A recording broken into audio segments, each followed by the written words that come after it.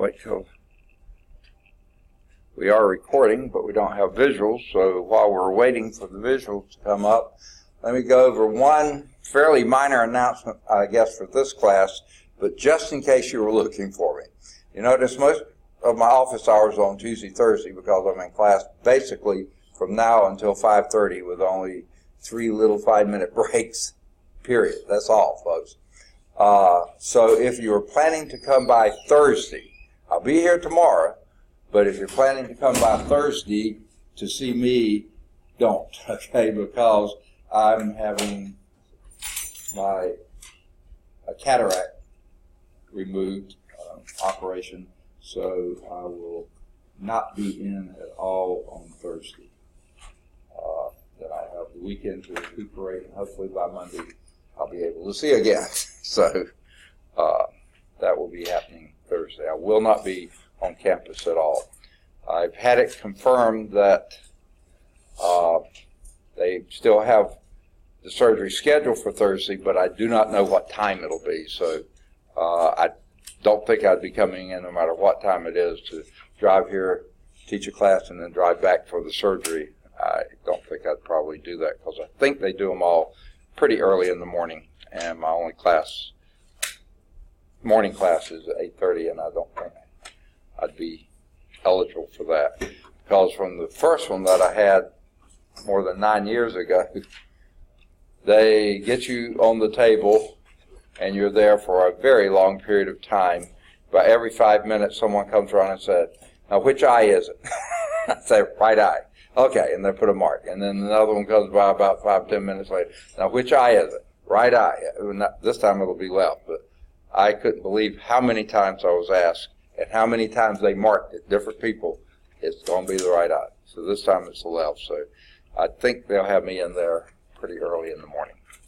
All right, now periodically I have to look and check and make sure the computer is still charging. I have a short or something in the location where it plugs in, and sometimes it flicks in and out.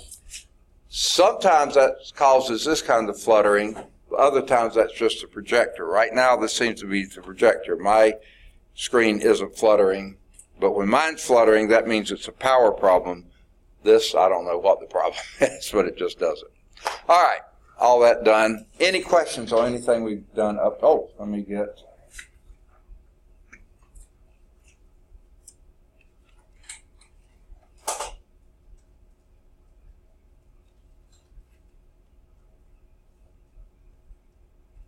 Ashley? Demiria, right, okay. I've got a good memory, it's just real short. So.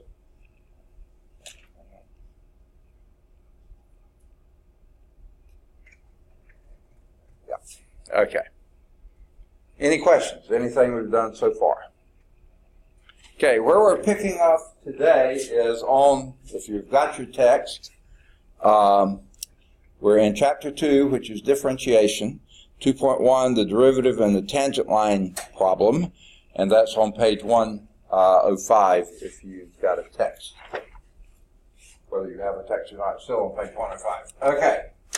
The alternative limit form for a derivative, I think we just barely got started on this, didn't we, last time? Did we do the whole slide? Okay.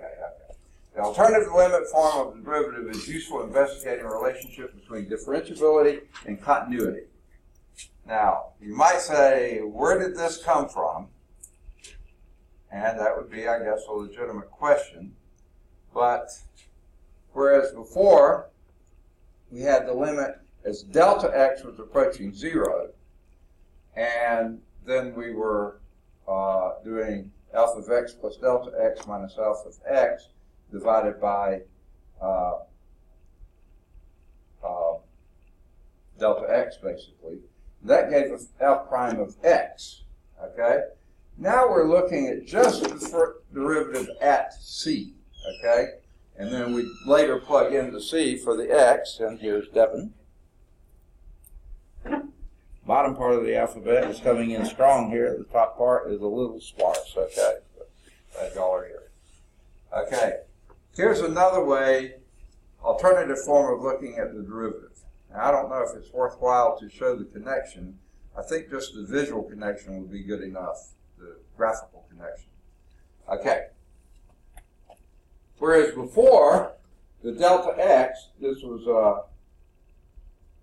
well, in fact, this is your delta x, okay? If you were doing x to some other value out there, and here's Jemiah. All right, top part of the alphabet coming back now. Okay.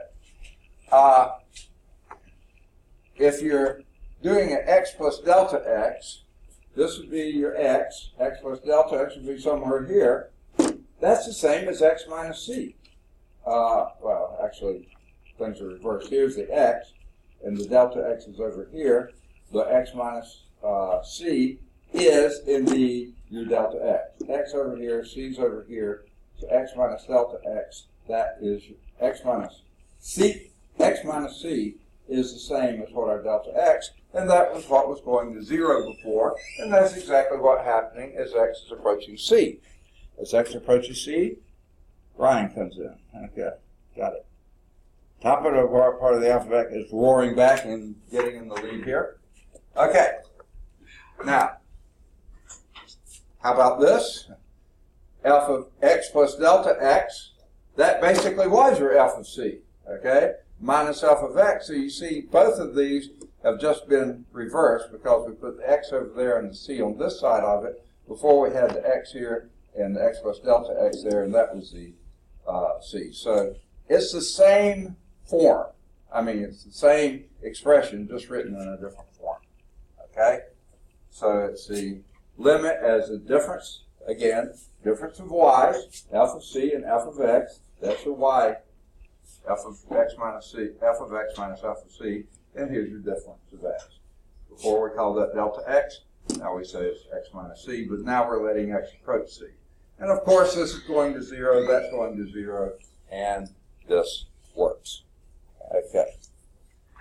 Same limit, same, pretty much everything about it. Joy, is that right? Ashley, sorry. All right. Okay.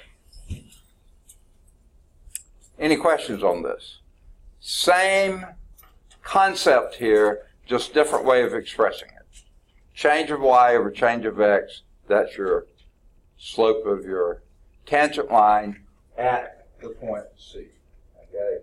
This time we let the x be on that side before we let the x with delta x be over there and brought it closer. Now we're at x over here, and the x is what we're bringing closer and closer to C. Same deal, same difference. Okay? Any questions? All right. Now why does that matter? It says here, note that the existence of the limit, this alternate form, requires that the one-sided limits, okay, x, as x approaches C from the left-hand side and from the right-hand side, exist and are equal.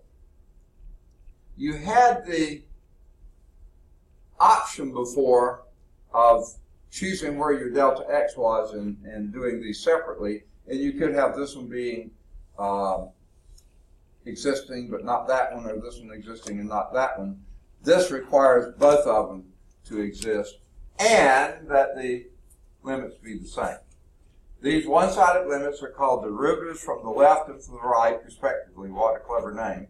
It follows that if f is differentiable on the closed interval a to b, when it is differentiable on the open interval a to b, and when the derivative from the right of a at a and derivative from the left at b both exist. So from the right at a and the left at b both exist. So the derivatives exist at the endpoints. They're, even though this says differentiable only on the open, but that the derivative does still exist at the endpoints. Okay? And there's so little difference, you say, what's the big deal? And that's a pretty good question, okay? So when a function is not continuous at some value x equals c, it is also not differentiable at x equals c. All right. This is Jason, right? Yes, sir. All right. I know you're in here. I found you before. There you are. All right. Top half is coming in stronger and stronger. Okay. When a function is not continuous at x equals c, this says it's also not differentiable at x equals c. For instance, the greatest integer function is differentiable anywhere in the closed interval, but is not differentiable at x equals 2, 1, 3, 0, any of the integers, because the derivative does not exist there. There's a limit as it goes, but the derivative doesn't exist. Well, the function is not continuous, okay? Because it's not continuous at x equals 0 or any of the other integers, because the function just isn't continuous there. How could it be differentiable? Even though the derivative of this as it approaches here is 0, the derivative of this as it approaches there is 0, those are two different values that where it is approaching 0. So the greatest integer function is not differentiable at the integral values. Okay. Now,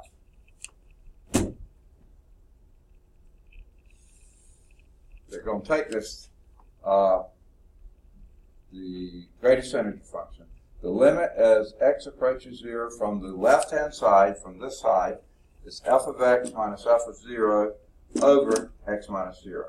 Well, as it approaches from the left, let's go back to our graph. Yeah. Approaches 0 from the left, okay, this has a value of minus 1, okay? As approaches from, the function does. So that's a minus 1 divided by 0, okay? That doesn't exist. That's not an indeterminate form. That does not exist, okay? It's blowing up there. Minus 1 divided by 0, as x is approaching 0. Because this is that approaches 0 from the left, but it doesn't equal 0. It's minus 1, minus 1, minus 1, minus 1. It's going to minus 1, even though it doesn't have that value there. The derivative from the left doesn't exist. From the right, it does exist, okay? That's 0, okay? This is, from the right, that's 0. Going back and looking at it. The function here is 0 as it approaches closer and closer to 0. And at 0, it exists. So the function does exist there. And the limit of that would be 0 then. Even though it's a 0 over 0 form, the slope is 0.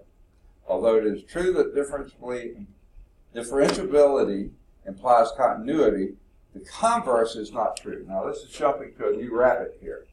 Obviously a function has to be continuous to be differentiable. That's what it's saying here. Oh wait, say that again. Let me turn that around. If it's differentiable, it has to be continuous. Has to be continuous. However, just because it's continuous doesn't mean it's differentiable. Okay? And we'll show an example of that coming up real soon, that it is not possible, it is possible for a function to be continuous at x equals 0, x equals c, but still not differentiable there. And the classic example there is the absolute value function. Absolute value function is continuous because there's no gaps, no breaks. A continuous function everywhere, including, this one happens to be, have a point there, x minus 2. It's a good old absolute value function here, but shifted 2 units to the right, and there's your absolute value function there.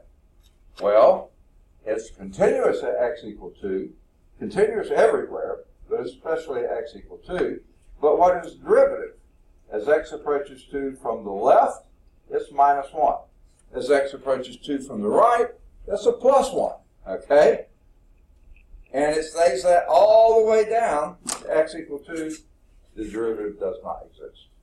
It can't be one thing here, another thing there, and have any chance of being a fixed value there. It is not differentiable at x equal 2 because the derivatives from the left and derivatives from the right do not equal. Okay? So continuity doesn't imply differentiability, but to be to take a derivative, it's got to be continuous. But that doesn't mean it will have a derivative, but it's got to be continuous. Okay. Any questions? Sort of a lot of blah, blah, blah, right?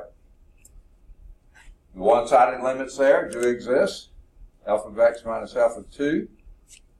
As you're coming from the left, from the lower side, that's going to be a minus 1. Okay? Because this, as x approaches 2 from the left, this is of course, a positive value. Minus 0 is still a positive value. But this one is the same value as this, but x is to the left of 2, so therefore as it's approaching there, this is a negative value. Same value as this, but this is positive, that's negative. The quotient of that is a minus 1. When it approaches from the right, f of x, the absolute value, is positive there because the x coming into 2 is greater than 2, so that's going to be positive and exactly equal to x minus 2, so this derivative here is going to be a positive 1. So the limit here is minus 1, limit here is positive 1. No way x equal 2 can somehow they negotiate and get the same value. They don't. Those are not equal, so therefore the derivative does not exist. The function is continuous, but it's not differentiable. All right, so f is not differentiable at x equal 2, and the graph of f does not have a tangent line at the point. And if we go back to that graph, yeah, tangent line here is on the line. Tangent line here is on the line. Tangent line here, it doesn't know where to go. It wants to be here, it wants to be there. There's no happy medium. Okay? Now, let's talk about graphs of functions. This is what we call, or I would call, a corner. Okay? Graphs with these cannot have a derivative there. There are other graphical things where they have what is called a cusp. They come down to a point. Okay? Not quite the same as this. Those derivatives can't exist. So anytime there's an abrupt change in the slope of a function, then the derivative can't exist there. So that's why it gets into my mind always talking about functions not just being continuous, being smooth and continuous. If a function is smooth, it will have a derivative because derivatives approaching one thing here, another thing there, but they're going to be the same thing at that point. Where they are sharp, bent, cornered, cusped, that kind of stuff, derivative will not exist. Okay. So here's the summary of all this mess. A function is not differentiable at a point in which its graph has a sharp turn or a vertical tangent line. And these cusps, that's exactly what we have. Vertical tangent line here, vertical tangent line here. Hey, there's not going to be any way that has a value because that derivative doesn't exist from left to right, from either side. Now, if you have something coming in like this and going out like that, you know, it may be, it may have derivatives coming in and out, but they're not the same. So differentiability implies continuity. If f is differentiable at x equals c, f has to be continuous at x equals c. But you cannot turn it around. This is not if and only if. This is just going this way. If you have f continuous at x equals c, you can't guarantee it's going to be differentiable there. The relationship between continuity and differentiability is summarized here. If a function is differentiable at x equals c, you know it's got to be continuous at x equals c. Differentiability implies continuity. It is possible, okay, not always happen, but possible for a function to be continuous at x equals c, but not differentiable. so that continuity does not always imply differentiability. Many times it does, but you can't guarantee it. Differentiability always implies continuity. All right, and I don't think there were any examples of that, just a lot of blah, blah, blah, blah. Oh, yeah, there were some examples. So let's go back and do those. Let me find some white space. I guess this is the best we're going to do. Okay.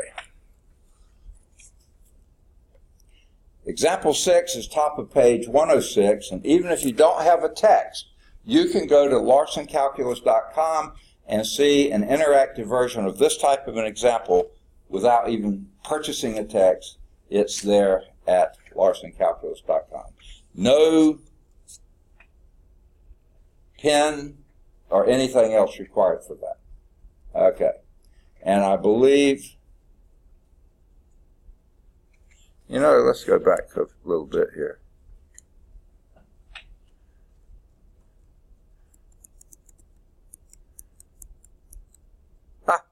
That was example 6. I completely missed that was an example. They did all the talking on it. They didn't have us do anything, so that was example 6. So you can see that at larsoncalculus.com. It's example 7 that's not listed here. Okay, so let's go back and see if I can, I guess I'll go back to that same place, and let's do example 7, also on page 106. A function f of x is equal to x to the 1/3. Let me get my pen set up. Okay. Have to keep checking on my power, making sure it stays on. F of x is equal to x to the 1/3. Okay. They tell us that's continuous at x equals 0. Okay? You buy that? F of x equal x to the 1/3. Cube root of x, basically, is what that is. Well, this cube root of a negative number is going to be a negative number. So cube root of -1 is -1. Cube root of anything else, getting closer because cube root of 0 is 0. Cube root of 0 is 0. The cube root of +1 is +1. So sure enough, this is a curve that is like that. Now I'm rolling my finger here. I wish they had a slide. Let me go on and graph it sort of quickly. I didn't need to do that. Okay. Don't do anything very quickly. Here's what this looks like. Wrong. This is why I don't do anything quickly. Okay. Okay. Something like that is how, and it's not very good drawing, but it's something like that is how the cube root of x looks. Okay? Your book has a slightly better illustration of it. Okay? Now, that's continuous everywhere. Negative numbers, positive numbers, 0, continuous everywhere. Okay? However, what happens if we take the limit as x approaches 0 of, now remember the second form, f of x minus f of 0 divided by x minus 0.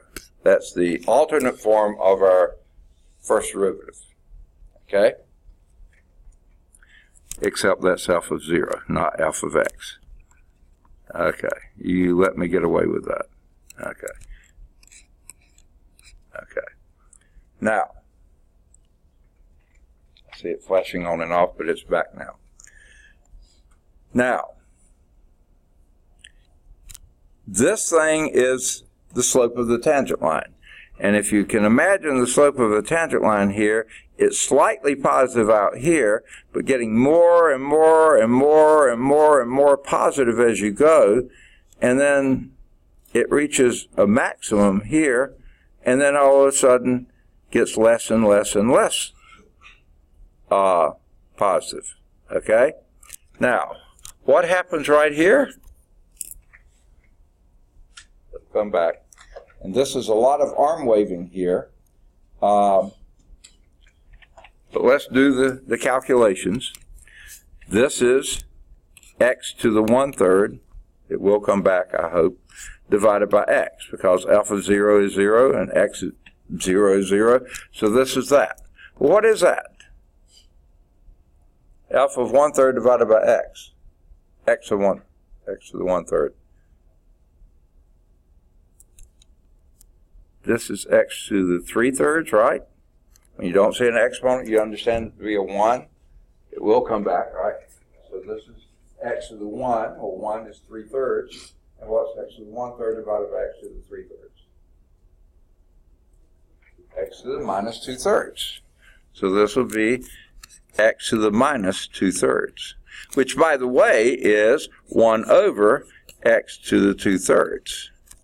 Now, what happens to that if you plug in x equals 0?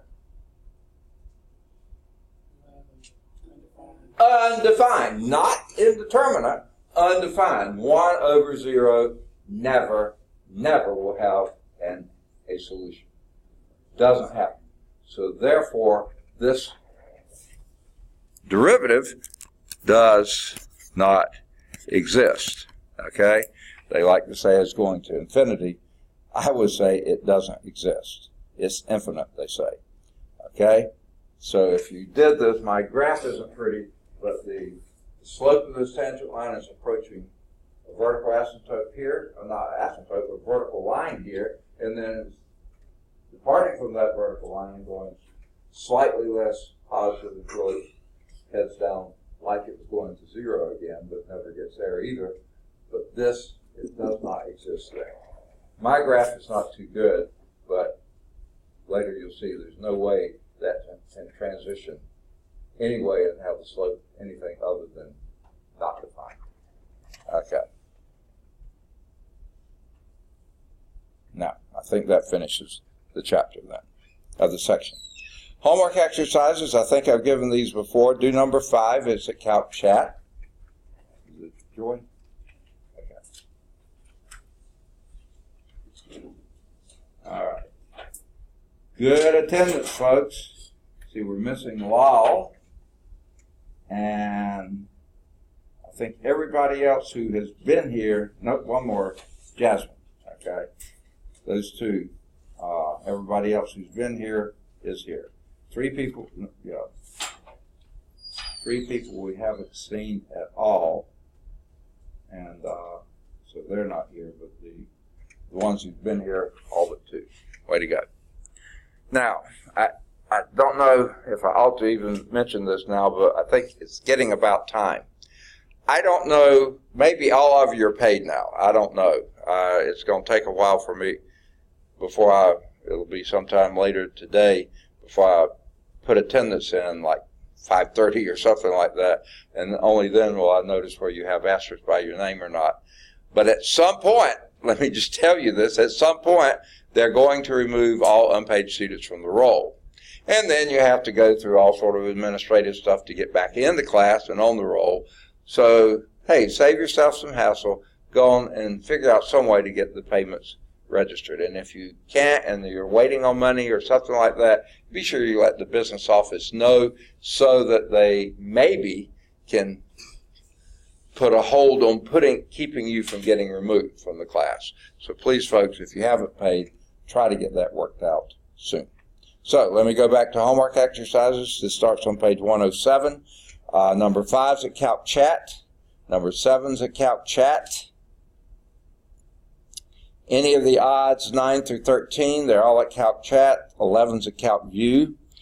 Any of the odds 15 to 27, they're all at Calc Chat. 17's at Calc View. 29 to 35, all at Calc Chat. 31's at Calc View. 37 to 41, they're all at Calc Chat. 37's at Calc View. 43 to 47, they're all at Calc Chat. There's Exploring Concepts, 49 and 51 should be at Calc Chat. If you choose to do those, that's up to you. 53, again, think it's more of a illustrative problem, but if you want to do it, you can find probably some assistance at Calc Chat. 55 and 57, they say, are working backwards, so you're doing things in the reverse order, but they're both at Calc Chat. 57's at Calc View. 59's at Calc Chat, 61's at Calc Chat, and then there's a couple of graphical reasoning, 63 and or 65, they should both be at Calc Chat. 67 should be at Calc Chat. Any of the odds 69 to 75 should all be at Calc Chat. 69's at Calc View. 77 or 79 are both at Calc Chat. 77's at Calc View. 81 and 83 are both at Calc Chat. This is more in the stuff we were doing today now, so this is new stuff. 85 and 87 are both at Calc Chat. 85's at Calc View. 89's at Calc Chat. 91 should be at Calc Chat, another graphical reasoning problem. There's a couple of true faults, 93 and 95. They should both be at Calc Chat. And then there's a 97, which should be at Calc Chat. Good deal. Any questions? All right. Then let's move on to, I think it'll be quicker to do it this way if that's the case. There we go. I will discard that and that and go to, why did this suddenly get smaller? 2.2.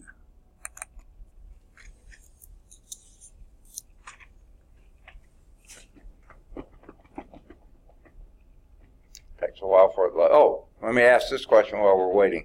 Did everybody present today get a copy of the test last week? First test, Chapter 1 test. Good deal. Okay. If you have questions, good time to be asking any time now. I have so little time between classes, it's probably far better to let's take, since they put extra class time in here for summer, take advantage of it and ask your questions if you've got them. Because I tell students this, if you have a question on a problem, there's a really good chance that at least, well, almost guaranteed at least one other person in the room would have that same question if they had gone as far as you had. And there's a pretty good chance that at least half the people in the room would benefit from hearing that. So don't hesitate. If you have a question, please ask. Okay? So, let's start the slideshow at current slide. Still in Chapter 2, differentiation. 2.2 is basic differentiation rules and rates of change. Okay?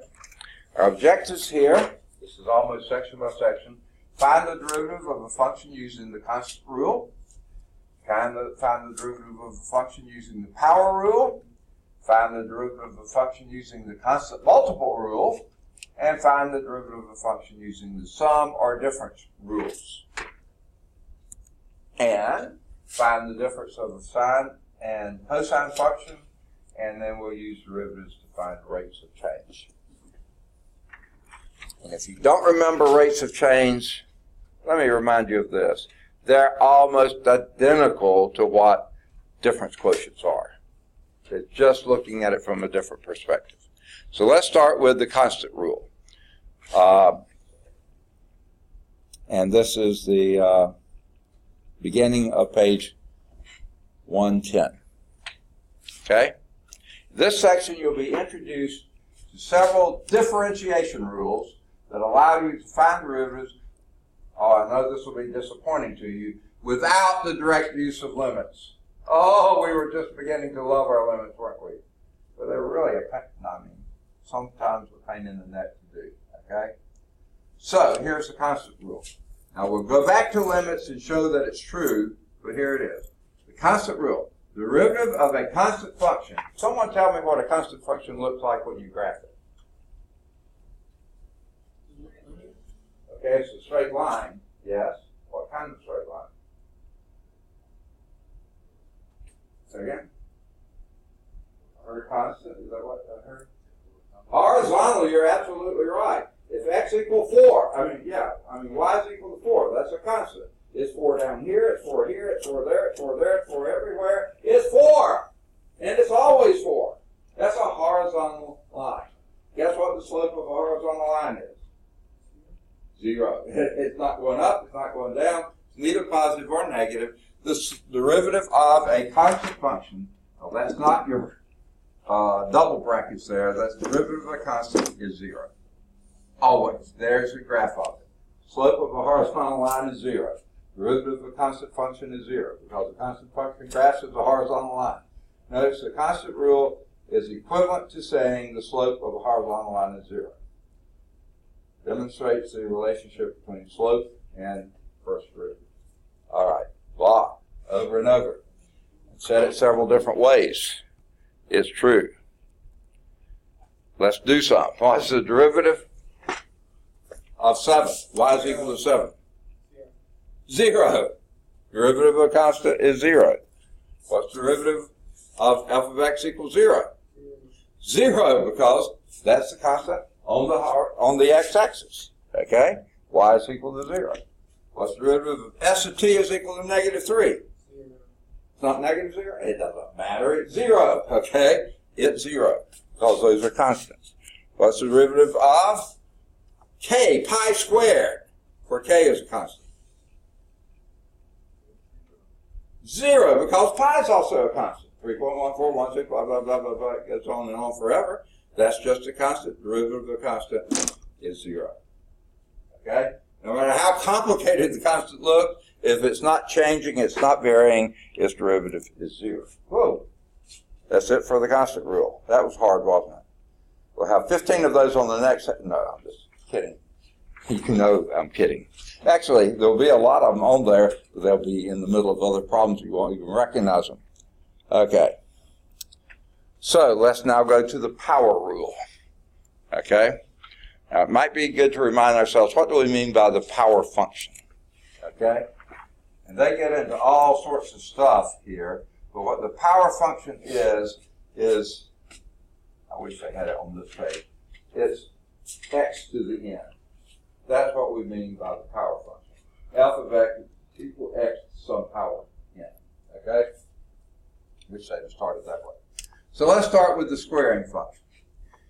If you had x plus delta x squared, and you might say, why are we using delta x again? Well, they're illustrating this. You square the first, x squared, twice the product of the two, plus 2x delta x, plus delta x squared. Okay? Did I introduce you to Pascal's triangle before? Okay, remember those? 1, 2, 1, 1, 3, 3, 1, 1, 4, 6, 4, 1. 1, 5, 10, 10, 5, 1. Now, the triangle just keeps going down. Here are your binomial expansion of x plus delta x for n equal 2, 3, 4, 5. Okay? You just keep on trucking this way. Those are your coefficients, 1, 2, 1, 1, 3, 3, 1, 1, 4, 6, 4, 1. All those are your coefficients. What happens here, you start with the first exponent of what that is, x squared. And the second term, this one drops by 1, this one increases with 1. So the coefficient is a 2 from the Pascal triangle. This becomes an x, this becomes the delta x in the first power. And then you go to the last term, the x goes to x to 0, which is 1. This goes to delta x squared, the coefficient is 1. Same thing here. X cubed, the coefficient is 3. The x squared delta x. Next term, the other coefficient is 3. X is dropping by 1. Delta x squared. And then the final coefficient is 1. X goes to the power of 0, which is 1. And this is delta x cubed. Now, x to the 4th, same deal. Now, I'm going to give you the way I learned it first. Never liked it that much. Once I learned Pascal triangle, I thought, why did I ever mess with the other one before? But here's the other way to approach this. If I'm raising this to a power, okay, take the exponent here, that becomes the coefficient there. 5 times 1. 5 times the coefficient here is 1. 1 divided, this is the first term, so divide by 1, that gives you 5.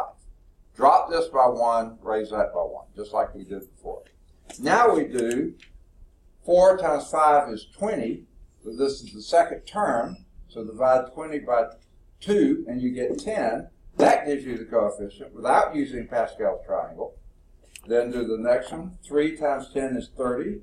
So this is the third term. Divide by 3, and you get 10 again. You drop this by 1, increase that by 1. Okay?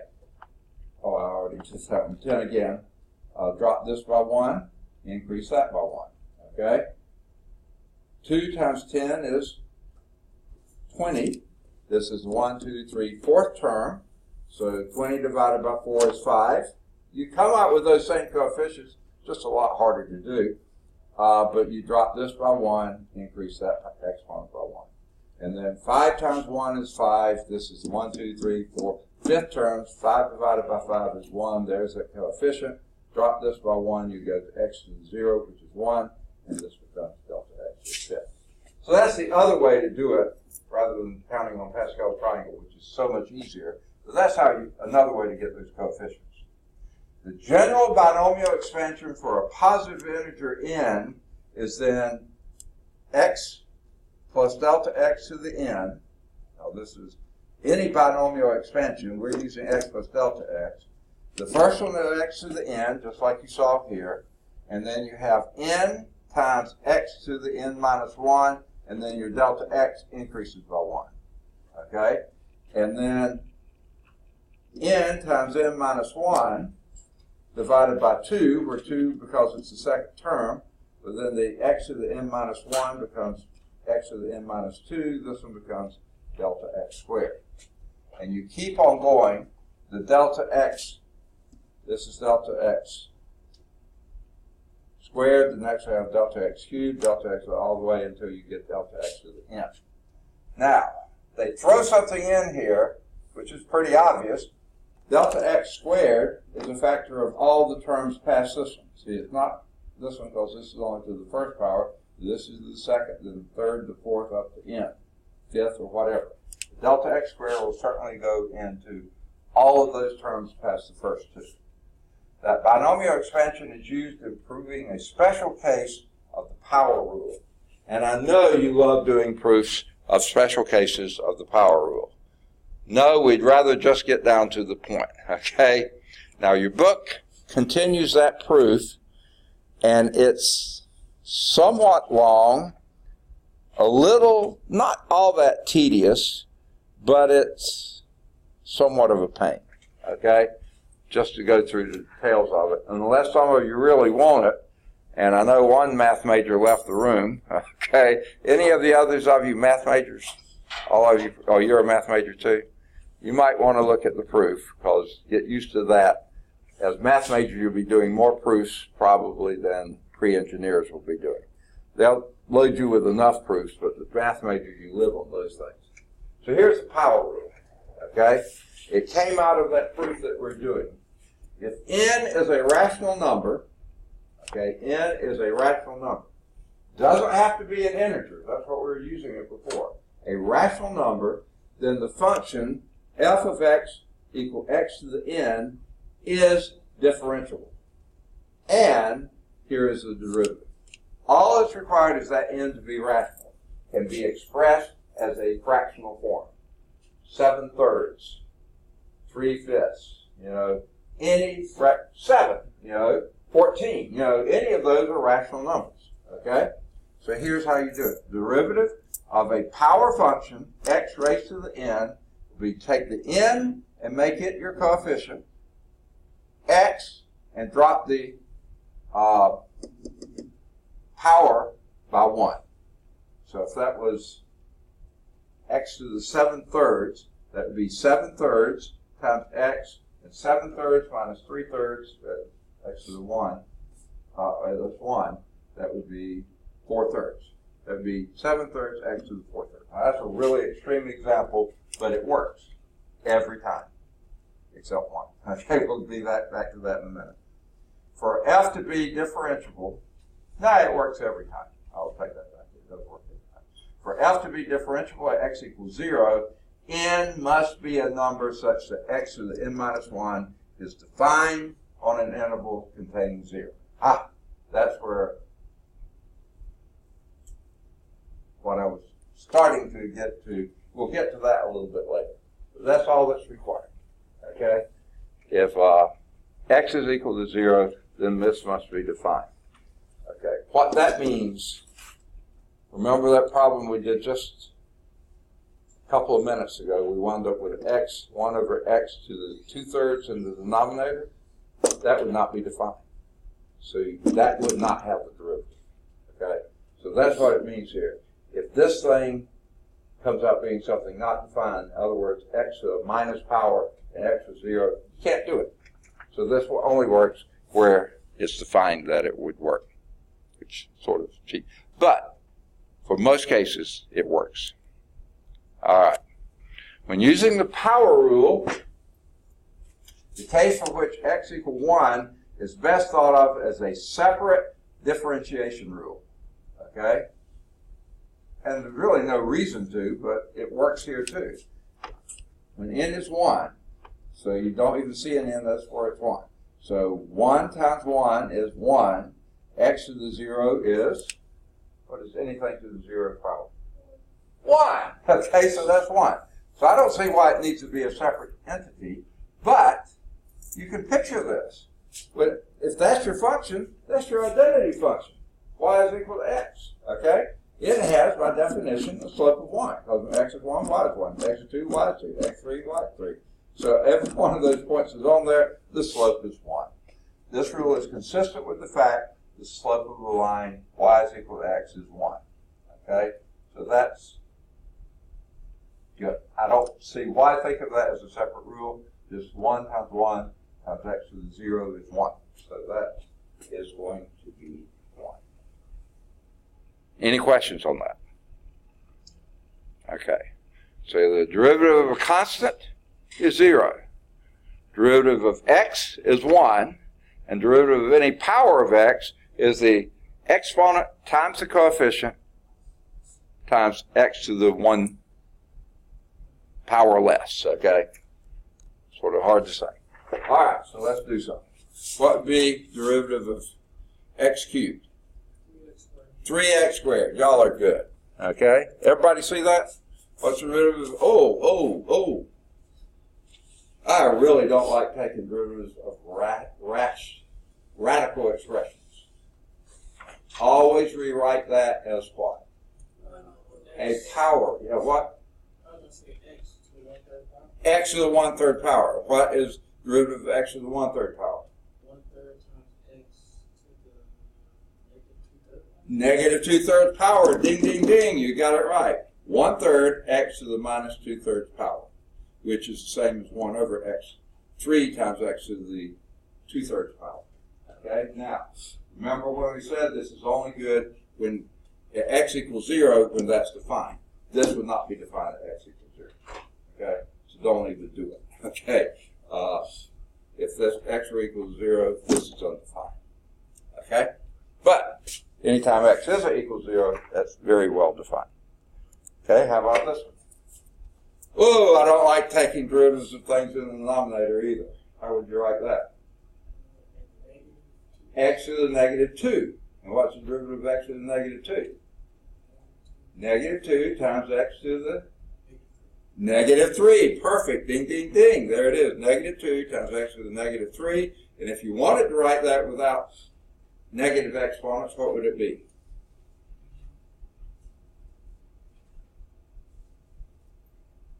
Minus 2's up top, or the minus in front, and then this would be over x. Negative exponent flips downstairs. Okay? Make sense? And again, this one wouldn't be defined when x is equal to 0. But of course it wouldn't, because that wouldn't be defined when x equals 0. So you wouldn't take a derivative of something that's not defined anyway. Would you? All right. Oh, that's all. So example 2c, note that before differentiating, rewrite. Okay? Rewrite radical notations as power functions with fractional powers. Rewrite rational functions as functions with negative exponents. Okay? Good choice. Okay? So if you have the variable in the denominator, write it as an numerator with a negative exponent. Okay? Then when you take the derivative, negative 2 times x to the negative 3. Okay? Then if you wanted to simplify it, that to me is simple enough. But if you don't like negative exponents, the negative 2 goes upstairs, so the minus can just go in front. The 2 goes upstairs, the x cubed goes downstairs. Make sense? Yay or nay? All right? Okay. Let's see where we've gotten to here. That was example 2. And what follows is example 2. Let's see if example 3 is on here. No, it isn't. Neither 3 nor 4. Okay?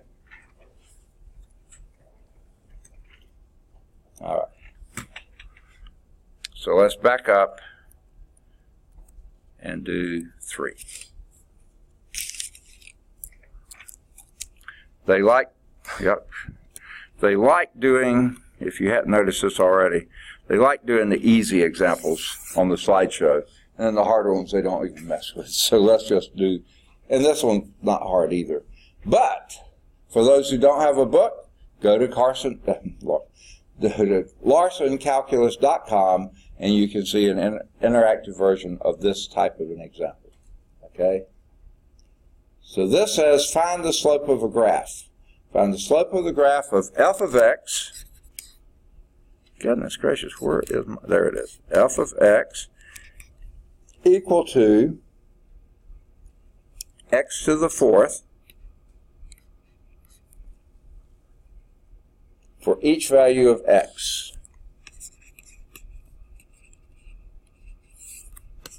Okay?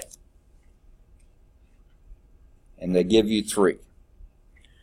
I'll do the first one first.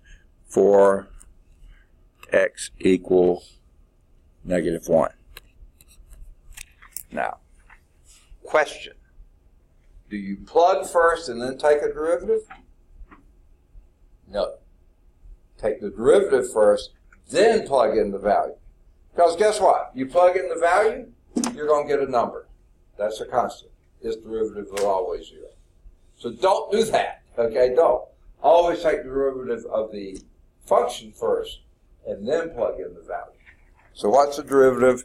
And remember some of the different ways to write it? F prime of x. I like that one in this case. What would that be? 4x cubed. And now you plug in x equal minus 1. So f prime of minus 1 would be 4 times negative 1 cubed. And what would that be? Negative 4. Why? Because negative 1 to the 3rd power, a negative number to any odd power is going to be negative, and 1 to any power is 1, so that's going to be a negative 1 times 4 is negative 4. Perfect.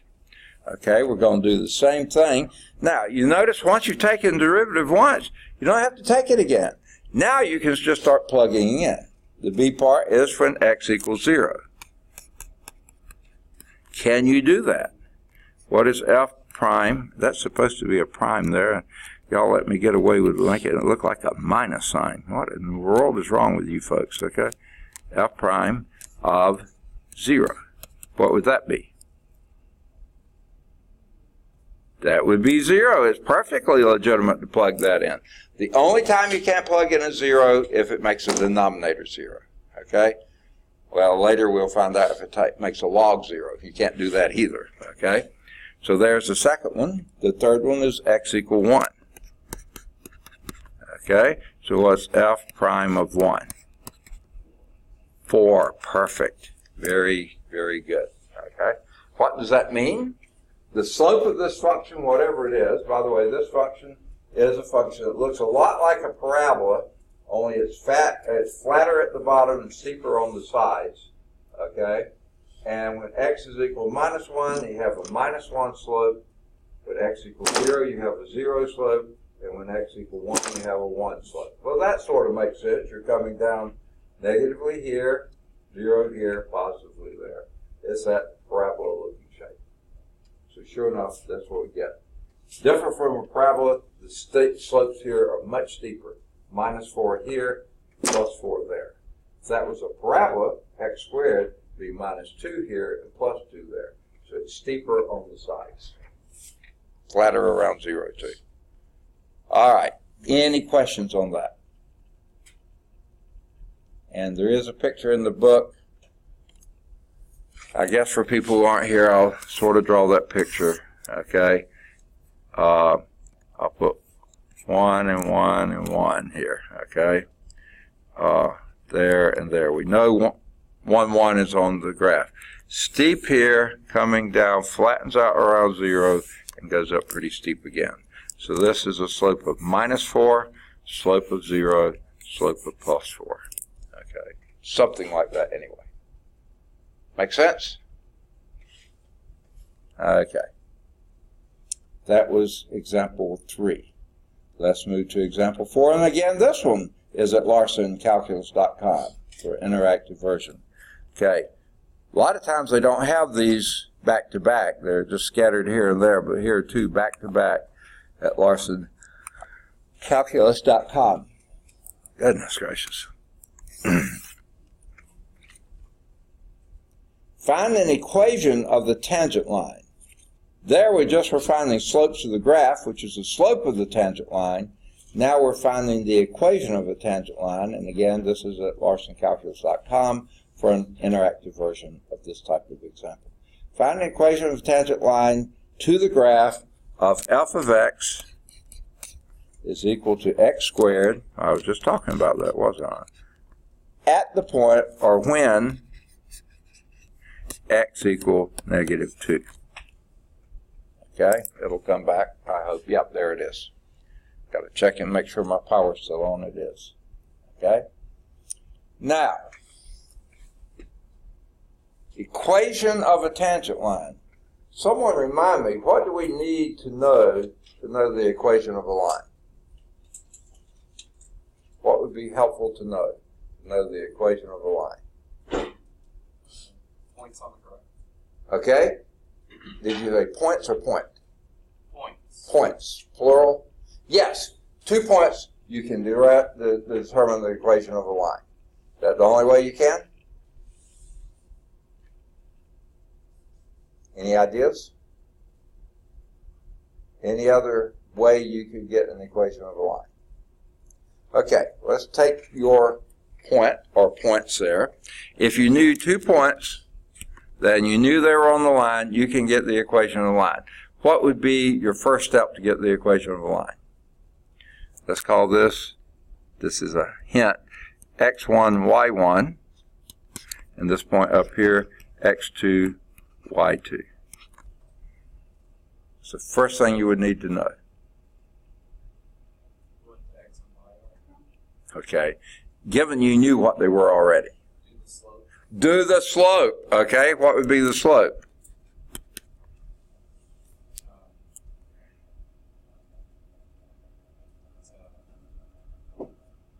Anybody? It's the slope. As if we haven't been doing it all term, almost.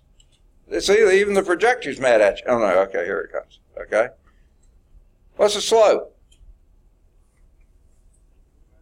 Rise over run. What's your rise here?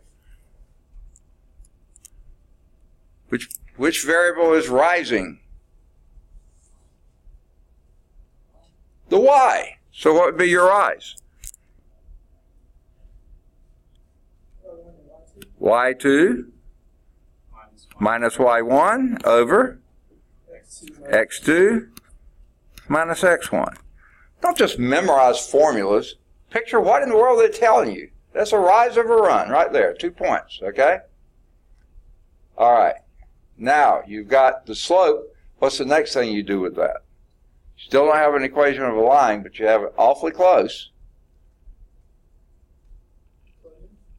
Plug in what? Point slope formula. How does that go? Anyone remember?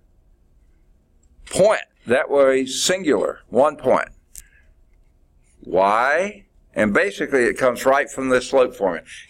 See, everything comes from almost the same place. Okay? Let me just do something for you. Okay? Hopefully, it will help you remember this in the future. Let's multiply both sides of that by x2 minus x1. And you get, I'm going to write the right-hand side first. y2 minus y1 is equal to m times x2 minus x1. Now, why would you want to do that? You don't if you know 2 points, you're trying to get the slope. But what if you know the slope and only 1 point, then take off the 2's here and make that your variable.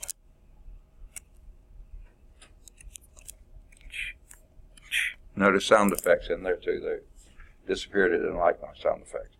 That is called the, someone said it, point slope formula. Okay. Right?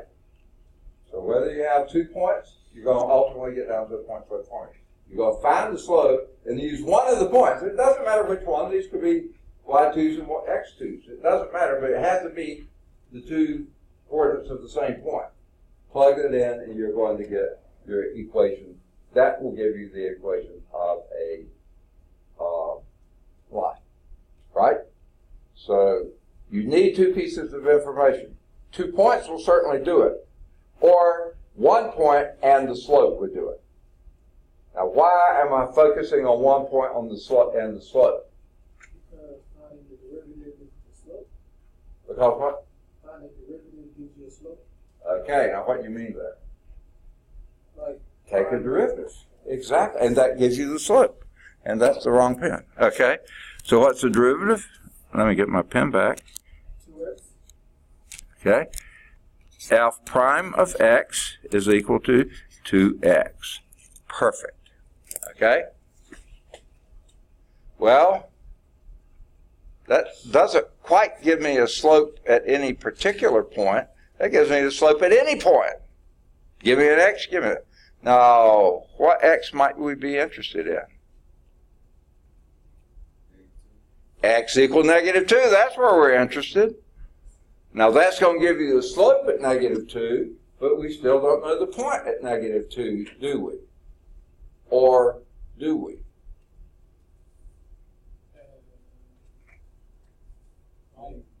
Yeah, plug it at -2 in here, and this gives you -2 for x. What's half of x? Y. There's your x. That gives you a point. This gives you a slope. Then we can use this point slope formula. See how this works? So what's your point? What's the point? No, I'm the point. When x equals -2, what point are we talking about? Goodness, this is going crazy today. Get back here. Okay. When x equals -2, f of -2 is equal to 4. So here's your point. -2, 4. Okay, what's your slope there? F prime of -2 would be -4. Now, don't ever expect them all to come out that way. They don't. You know, that just happens to be for this problem. So how could you find the equation of the tangent line then? Say again? Plug it in the point slope formula. What would that be?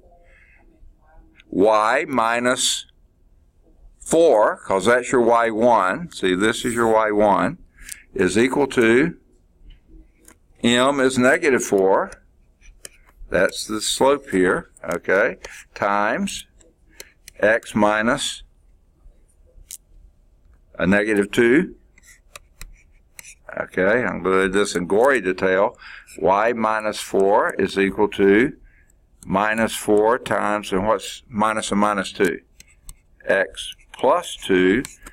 Boy, I'm stretching this out. Y minus 4 is equal to, help me, -4x minus 8. And that's certainly a formula for the equation of a line, you can really make it nicer. What's that?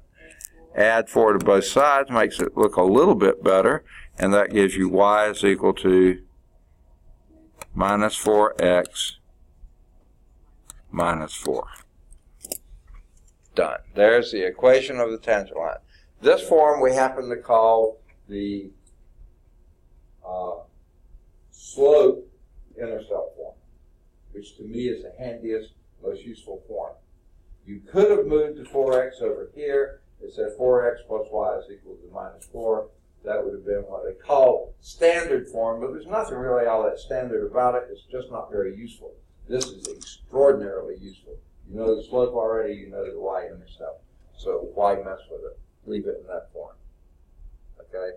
But any one of those forms, once you plug those values in, that's the equation of the line.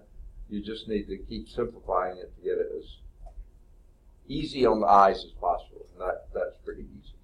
Okay? Any questions on that? Y is equal to minus 4x minus 4. Perfect. Not a bad idea to go back and check and see if this point is indeed on that line. When x equals negative 2, negative 4 times negative 2 is? Say again? 8 minus 4 is? 4. Yeah, there it is. That point is right there. All right. Make sense? Yeah or nay? Yes. Where do you find f prime of x? Where did I find it? There's your f of x, and here's f prime. Without that line in there, you go derivative of f is 2 times x times x to the minus 1. 2 minus 1 is 1. There's where I did that. Is that what you were asking? Or why I did it? Why? Oh, because we needed a slope, remember? We needed a point and a slope. Because we didn't have Patrick's 2 points. If we had, we'd have been happy campers. We only had 1 point, and we hadn't even discovered it yet. But we knew we could get that one. But this problem wouldn't give you 2 points. So you needed a slope and a point. Well, this gives you the slope, that gives you the point. That's why we took the derivative, to get a slope. Remember, first derivatives gives you slope of a function, any place. Since we knew a value for x, we knew where we wanted to evaluate that. Good deal. Any other questions? Great questions, by the way. All right, so that was example 4. Okay, now we're ready for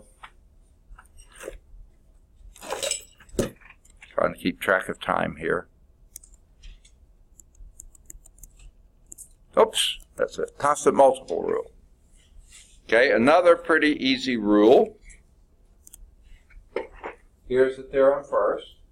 If f is a differentiable function, c is any real number in the world, positive, negative, fraction, decimal, rational, or irrational, then c times f, that real number times a differentiable function, is also going to be a differentiable function. Okay? And derivative of that new differentiable function, because that's a constant, pull it outside the derivative. Then you just have c times derivative of f, which is f prime. Okay? So all this says is that if you have a constant times the function, you know what the derivative is, take the constant on the outside and take the derivative of the function, multiply that together. Make sense? Pretty good way to think of it. Okay? So here's example 5. What do you reckon we're going to do with that? Do we need to go through a lot of steps? No. What do we do? 3 times? 5 is? 15 times? Times what? X to the n minus 1, which is? Squared. Okay, I can't hear. You have to speak up. Okay, thank you. 15x squared. Now what they did in multiple steps is first take derivative of this, and then you see you have a constant, so bring it out front, and then take derivative of x cubed. You know the derivative of x cubed is 3x squared. Then multiply the 5 times 3, and you get that. Okay? If you like stringing it out, by all means string it out. Just Don't make any errors, okay? Or the easier way, multiply the exponent by the coefficient, 15, reduce the exponent by 1, x squared. That's it. They're going to tell you that later, but why not tell you now? Why make you do all this stuff? Well, it shows you have rationale for doing it. But we'll buy the rationale, use the result, okay? So that's the A part. How about the B part? Uh-oh, what do we do first here, folks? 2x To the negative 1. Exactly. 2x to the minus 1. First we write it, then you do what? It's what? And what was that?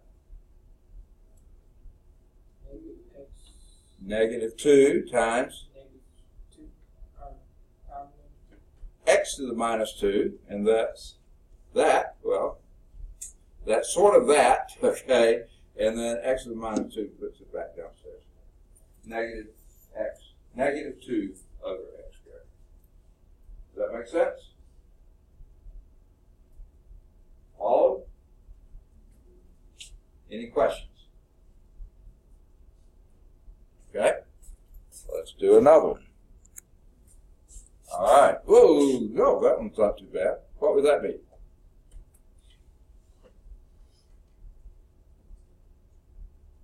Anybody?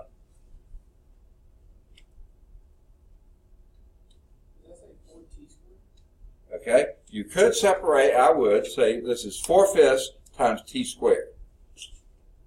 Okay, so what would you do with that? Okay, yeah, that's what you do. Find the derivative. What would that be? 8/5. Second? 8/5 is already divided by 5. 8/5 times t to the 1. 8/5 times t. Yeah, reduce the exponent by 1. Okay, so multiply the exponent times the coefficient. 2 times 4/5 is 8/5. Done. And then t, subtract that by 1. T to the 1 is t. 8/5 t. Does that make sense? Everybody? Is that going too fast? If you want to, if you need to, take your time, plot it out step by step by step. Okay? What they did, the first thing they did is write this as 4/5 times t squared. Then they take the derivative of that, and that would be 4/5 times the derivative of t squared. That's what they did here. Derivative of t squared is 2t. 2 times t times t to the minus 1. 2 to the minus 1 is 1. So it's 2t, and 4/5 times 2 is 8/5, which is the same thing you would do if you did it here. It's 8/5 times t. Make sense? Pretty straightforward. Let's see if there's a fourth one. Yes. What do we do with that?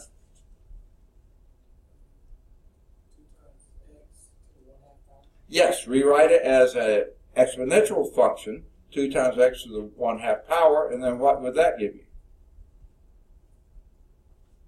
What's the root of that?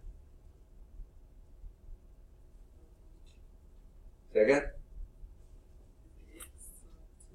X to the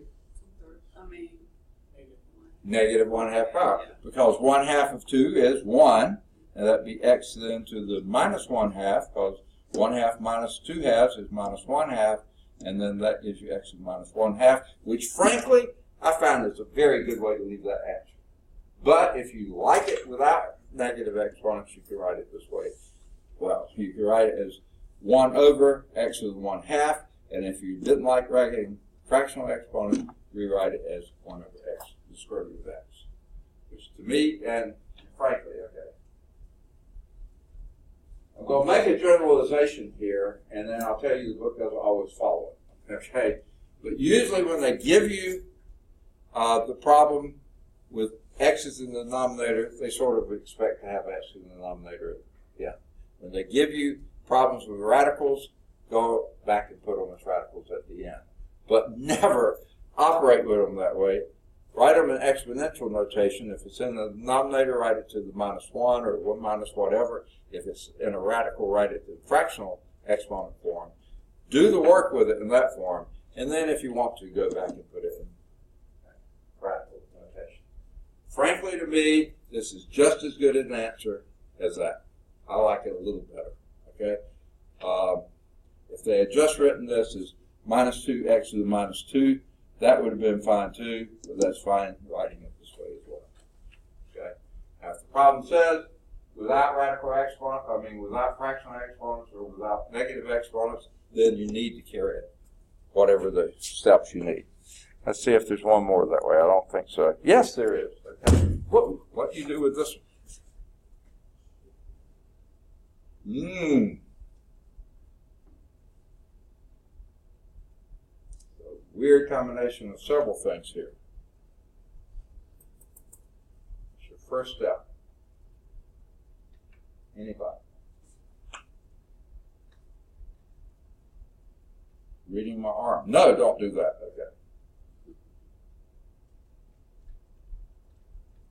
Okay. Your coefficient is 1/2. Separate that. Okay. What do you have then? How can you write this as an exponential rather than a radical expression? Anyone know? To the 2/3, x to the 2/3 power, okay? Whatever your index of the radical is, and up here the index is what? Okay, good point here. Time out a moment here. Whenever you see a variable and you don't see an exponent, you assume it to be 1. Whenever you see a variable and you don't see a coefficient, you assume it's 1. But when you see a radical and don't have an exponent, an index, what do you assume it is? 2. That is a square root, okay? If it's not a square root, they've got to have the index in there, okay? So,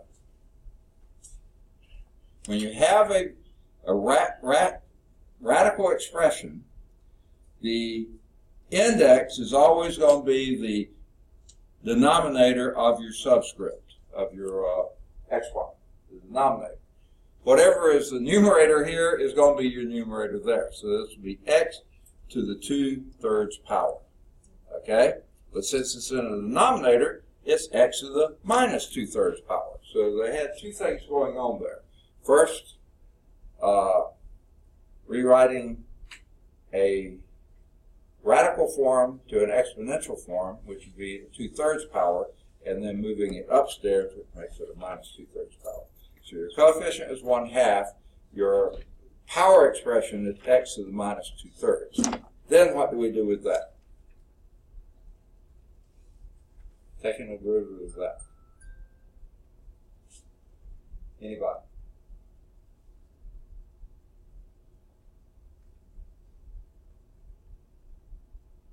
Help me out here. I'm drowning here.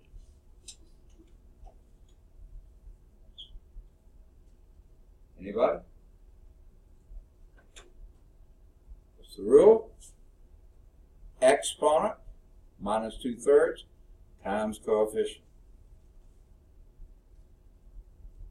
Or if you want to do the Brooks way, take the 1/2 out front and then just deal with the derivative of that. What would be the derivative of x to the minus 2/3?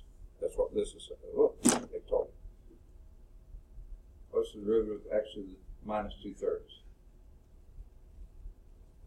Take the 1/2 out, that's done. What's the derivative of this part then? Minus 2/3, x to the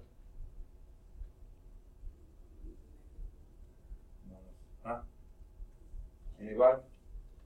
Anyone can speak loudly? Subtract 3/3 from minus 2/3 and you get minus 5/3. X to the minus 5/3. Now, remember the rule I just told you about when they start with this? They usually like the answer like that. They don't here. They leave it in power form, exponential form, but they don't take it back to radical form. If they had taken it back to radical form, this would have been the cube root of x fifth. Just like this is cube root of x second, this is cube root of x to the fifth. Okay?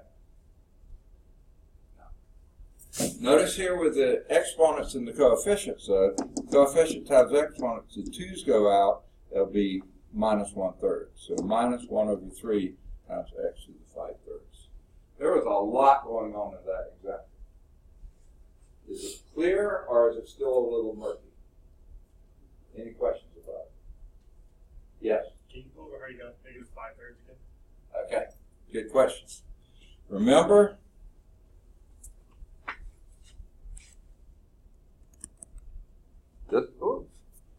where in the world did that? Oh, yeah, it was before that way.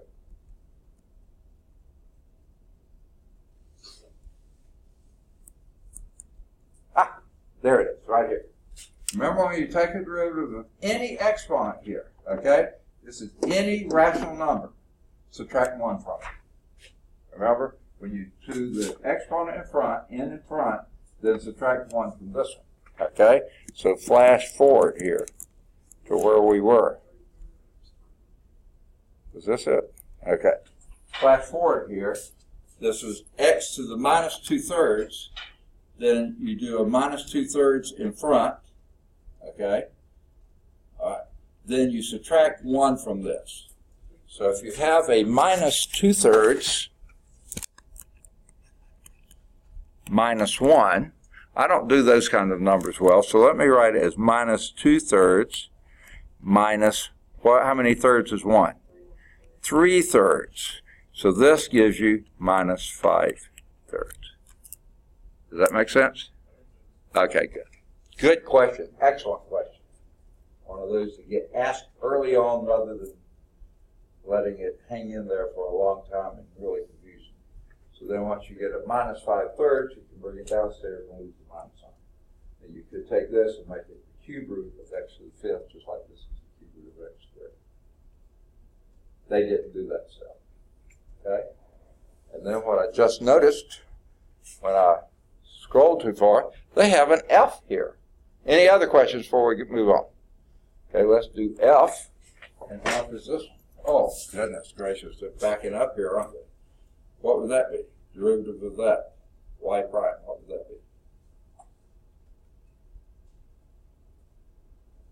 It's just -3/2. -3/2. That's it, folks, because your exponent here is 1, subtract 1 from that, x to the 0 is 1. -3/2. Oh, it's hard, and then they pop that one on you. It's just whatever your coefficient is, minus 3/2 times x. Derivative of x is 1, so it's minus 3/2. Right there. Make sense? And here, just like we did before, this you understand the exponent to be 1, subtract 1 from it, you get 0, x to the 0 is 1. Anything to the 0th power is 1. Except 0 to the 0th power is not defined, so never mess with that.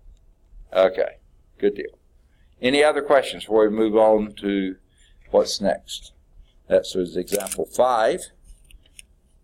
Okay, now they get around to telling you the easy way, which I've been doing all along. Sorry about that. The constant multiple rule and the power rule can be combined into one rule, and that rule would be this.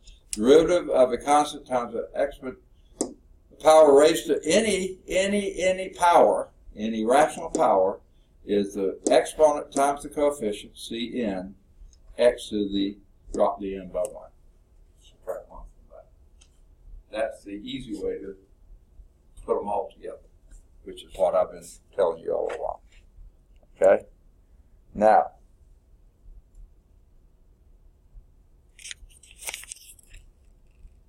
before we get to sum and difference rules, let's back up and do that one example. What was that? Example 6, top of page 114. Okay?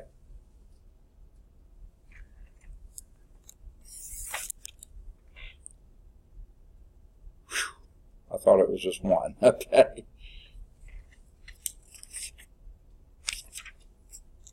All right, this has 4 parts to it.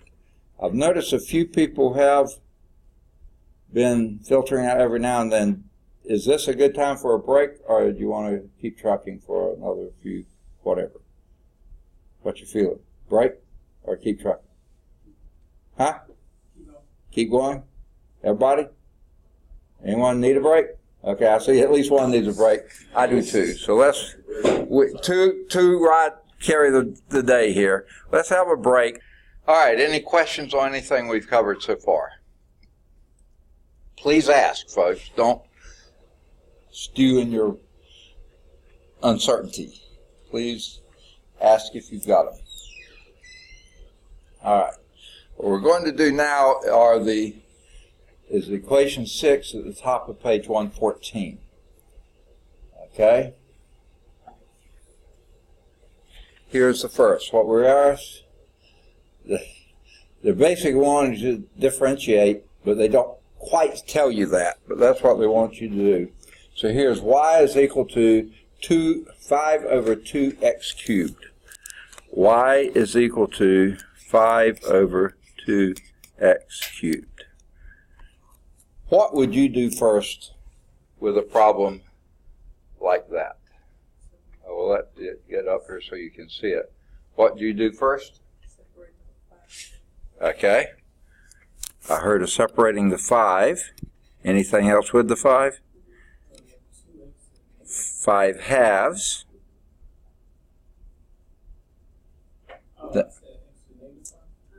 Then you say x to the minus 3. Does everybody buy that? Do you see why they were able to get away with that? There's your coefficient, 5 over 2. Your variable is here, but it's in the denominator. To bring it upstairs, when you bring it upstairs, you have to negate the denominator. Okay. Now you want to take your derivative. So what's y prime? Anybody? Anybody? Give me a guess. Which is minus 15 halves. Is that right? X to the what? Negative 4. Perfect. Remember, you decrease the exponent by 1 when a minus 3 decreases to become a minus 4. Now that's a perfectly, yes. Question? I think you answered it. A little louder, I okay. think you answered it. Never mind. Okay. Okay, you got it? Okay. Now, that's a perfectly good answer right there. But just judging from how they started, you might want to, and it's only to make it look the same as the back of the book or whatever, you could rewrite this as minus 15 over 2x to the 4th. That makes it look like your original problem. And that is indeed another way to write it. There's nothing any better about the second form than there is the form before that. Both correct answers. How did the book leave it? They actually left it. Well, they said they simplified it. Don't see anything all that much more simple about it, but minus 15 over 2x to the 4th. Good deal. But it's fine with me to leave it in the previous form. Minus 15 halves x to the minus 4. Same answer. Same answer. Now here is the problem that I have with these canned homework packages. I think they're great. I think you can learn a lot from them. Okay, the web assigns, those kind of things. Except they're anal retentive. Okay, they think there's only one answer. Both of those are perfectly correct answers. But if you're working in WebAssign or something like that, and they were wanting this answer, they tell you this one's wrong. And there's nothing wrong about that answer. And you think, oh no, I missed the calculus of it, I messed something up. No, you did everything right. They just don't have it in the same form they wanted you to. And sometimes it becomes a guessing game. What form do they want it? But the trouble is, you don't know it's the form. You don't know that you didn't make a mistake somewhere. So all they tell you is the wrong answer. And that, to me, leads to more frustration than it's worth. So that's why I don't use them But they do have great tutorial help, and they describe things.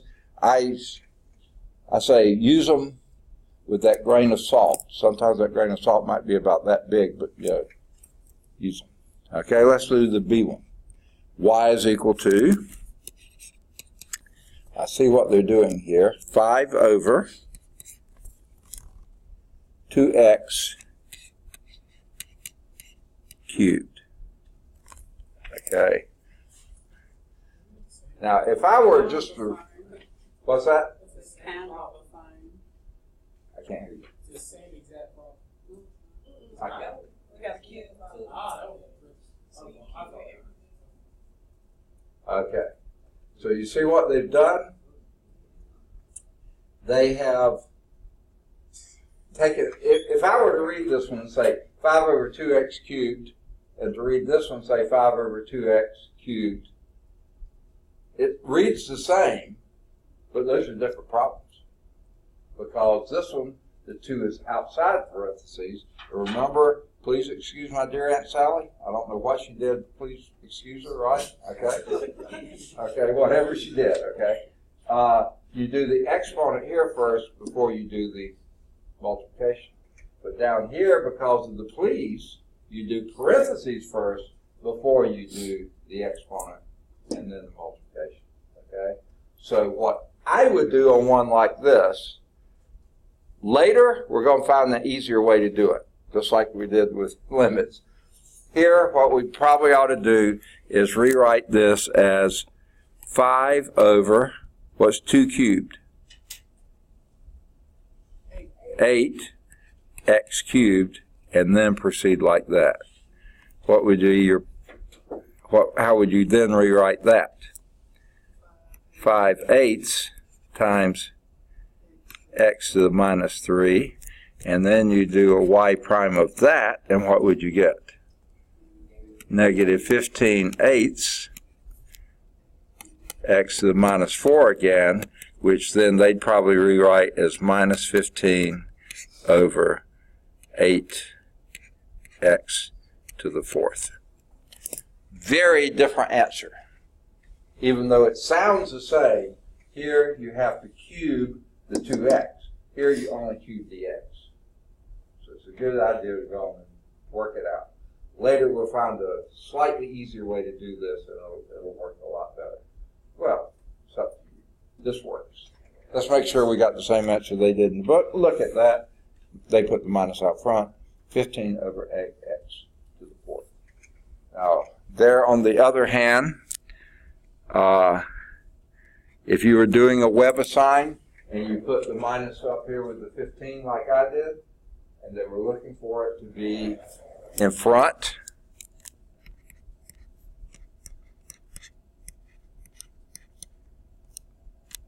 they would say this one's wrong. And there's nothing wrong with it. It's perfectly correct and legitimate answer. It's just it's not in the form they were looking for it.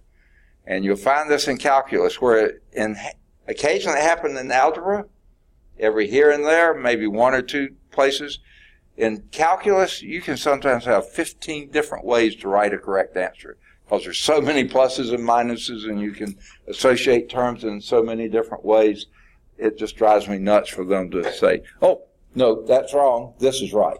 Okay, let's do C. Y is equal to 7 over 3x to the minus 2. All right. Now you tell me what you would do first on a problem like that. Yes, I would definitely make the coefficient 7/3. But what else might you want to do?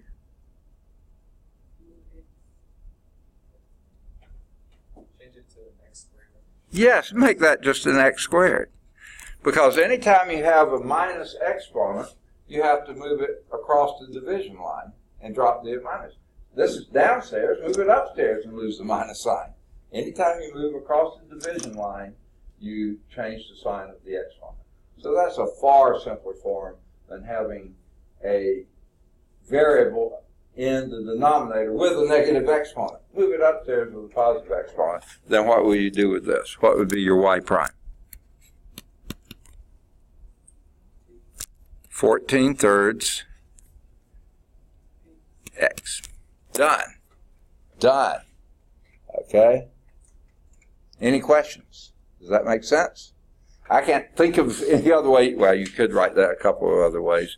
And this is also another way, 14x/3. And that's perfectly good answer, correct answer. Well, if the web assignment was looking for this one, they'd tell you that one's wrong. And it's not wrong. There's nothing wrong with it. Okay? But this is the way they were looking in the book. All right. And then let's look at D, which is y is equal to 7 over a 3x to the minus 2. And here again, they threw in a parentheses here. So this is really somewhat of a bizarre way to do this, but it's certainly fine. There are multiple ways for you to approach this problem. What's the way you would do it? Okay, I like that. The 7 is still 7, and let's move all this upstairs, 3x squared. Is that legal in most states? That's exactly what we're doing. The minus 2, move it upstairs and make it squared. Now what do we do? I still say some simplification required. 7 times 9x squared. Because you, again, please excuse her, what's in parentheses, that's what you square. You square the 3 and you square the x. And now we can multiply finally, and what does that give us? Pretty easy. In most cases, 63x squared. Now, finally, take your derivative. Y prime is equal to? A little louder? 126x. Done. Okay. All that to get there. Again, if you were reading this problem, you'd probably say 7 over 3x to the minus 2. And if you're reading this problem, you'd probably say 7 over 3x to the minus 2. That little pause there, if you caught it, that lets you know those are in parentheses. But, you know, it's hard to catch those pauses because pause is nothing, you know. So you have to almost see it and write it out. Pretty simple answer there, okay? But it wasn't that simple of a problem to begin with. Does that make sense? So always simplify, simplify, simplify, and do as much as you can before you start taking the derivative. You'll sometimes relieve yourself of a lot of headache. All right. Any questions on that? Does it make sense? Okay. Let's move on to, that was example 6, and there was a constant multiple rule right before we did that example. Now we're going to do the sum and difference rules. Now these to me are two of the simplest, and hopefully they make the most sense to you. They're basically almost a duh type situation. But we need to do them. Sum and difference rule. The sum or difference of two differentiable functions, both f and g are differentiable. The sum function is itself differentiable. Moreover, the derivative of f plus g or f minus g is the sum or the difference of the derivatives. So the derivative of the sum of two differentiable functions is the sum of the derivatives of those two differentiable functions. The derivative of the difference of two differentiable functions is the difference of the derivatives of those two differentiable functions. So, boy, you can ask for it to make any more direct correlation than that. No gimmicks, no guesses, you just do them basically, hopefully like you would hope they would be done. Just the simplest way. Sum or difference. Make sense? Now that might be a little blah, blah, blah, let's put it to practice. Okay? What would you say the derivative of that function would be? Start it off, the first term. 3x squared.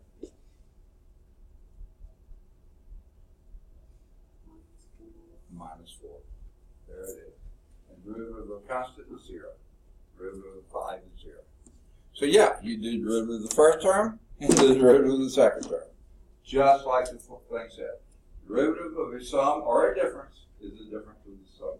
Sum or difference of the derivatives. Take the derivative of this one, minus the derivative of that one, plus the derivative of that, which is 0. Derivative of a constant is 0. Does that make sense? Boy, this is pretty easy, isn't it? Ask if you got questions, folks, please. Okay, how about that one? A little messier looking, but still pretty straightforward. What would that be?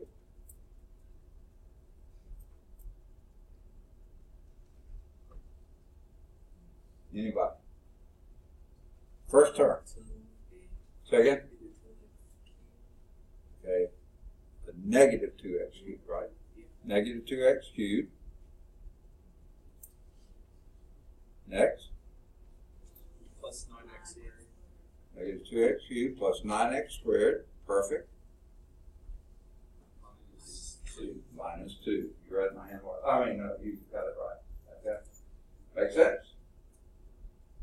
Term by term by term. Take them one at a time. How do you eat a 5,000-pound elephant? One bite at a time, absolutely. Okay, or you don't. Okay. You're vegetarian. How do you eat a 5,000-pound banana? Okay, one bite at a time, whatever. Okay. Let's see about the next one. Oh, man. What would you do with that? You can, Okay, and what do you mean by that? Right. Second? You can split it up, right? Yeah, split it up. Put this over that, minus this over that, plus that over that. Is that what you meant? Yes. And what would the first one be? 3x minus 1 plus Okay. 1 over x. Plus 1 over x. Now, what would you do with that? I like this. I like that. This one's a little messier.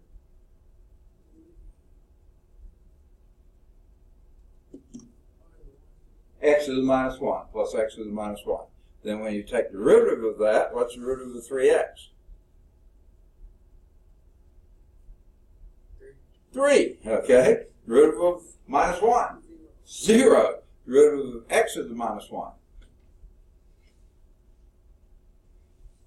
0. No.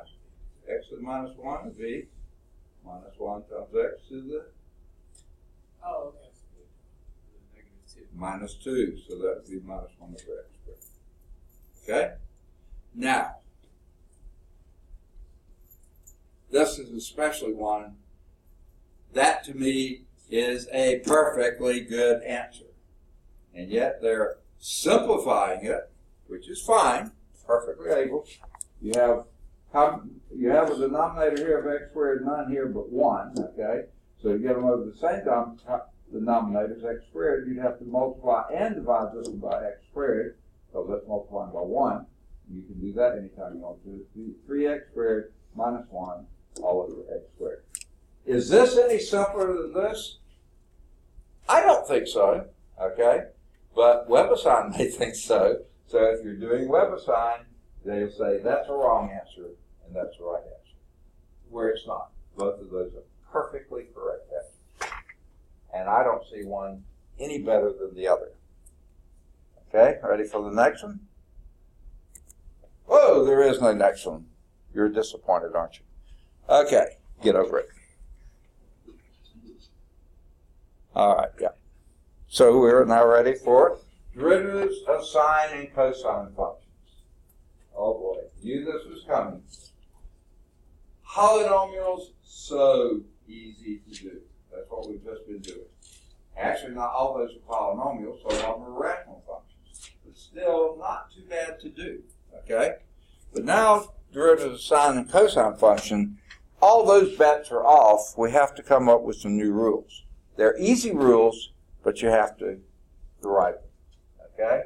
Actually, they're not going to write them. They're going to tell you what they are. Derivative of the sine function is the cosine function. Hey, can you get any easier than that? Except then the derivative of the cosine function is not the sine function, but it's the minus of the sine function. Okay?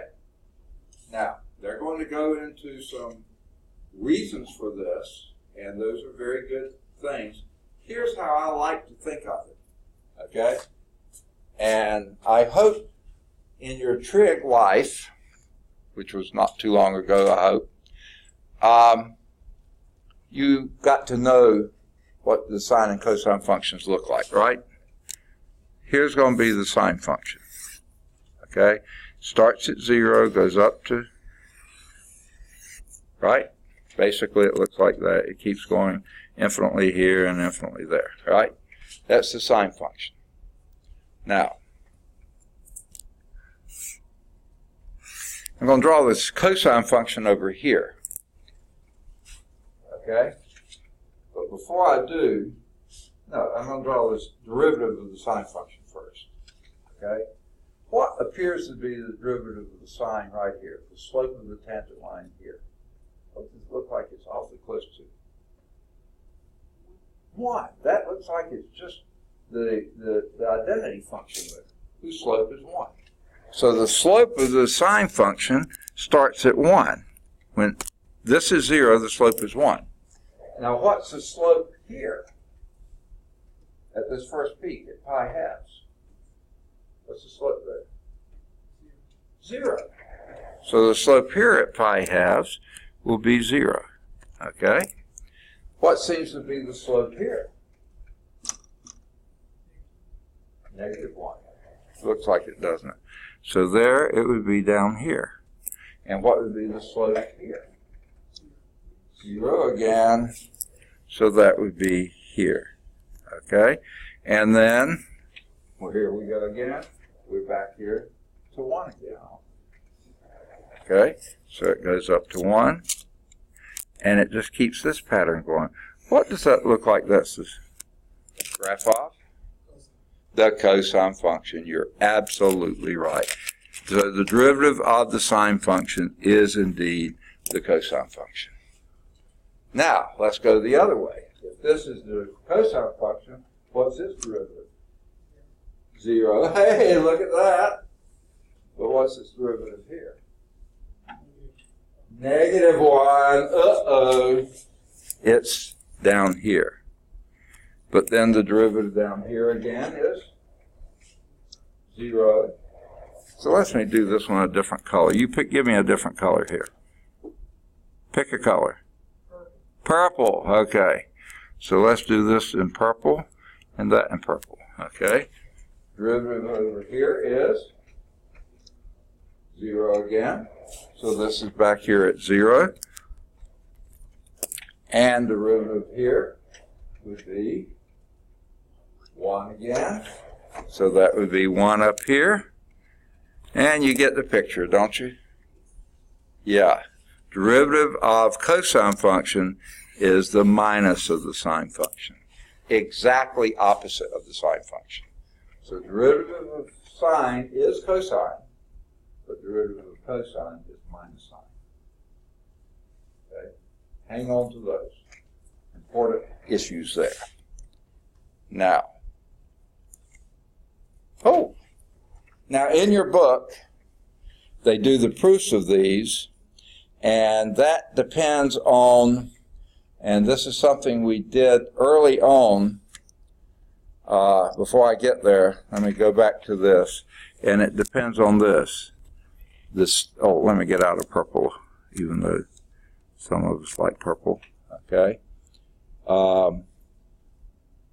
There is a step in here when we do the sine of delta x over delta x. And the limit of that as delta x approaches 0. Does anyone remember what that limit was?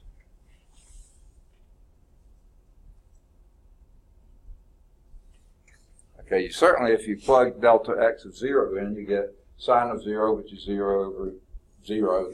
That's indeterminate. But what's the sine of the function as delta x is approaching 0, that's approaching, yeah, -1. And then the x, or delta x, that's almost the same thing here. If you did y is equal to sine x, that would be, the slope here would be here. And sine y is equal to x, or delta x, the slope would be there. So that's 1/1. And that slope, that is indeed 1. And that's a key feature in the proof of that graph. A proof of that, of this one right here. Okay? Now when you do the cosine one, you use that other one that we used, that the limit as delta x is approaching 0 of, I can't remember if it's 1 minus cosine x, I think it is. It's cosine delta x over delta x. Because cosine delta x is 1, and 1 minus 1 is 0, so that's a 0 over 0 form. But then in this one, this is a very flat 0 here, and this would be, you know, the thing here, so the 0 wins. So that answer is 0. We had these a week or two ago. You've probably forgotten them by now, but those were integral to the proofs of those two. But I like the graphical thing because that's something I can reproduce without having to go through all those steps and having to recall those things. So hopefully that was helpful to you. Okay? Now, I think now we're ready for example 8. Okay? Okay. What's the derivative of y prime?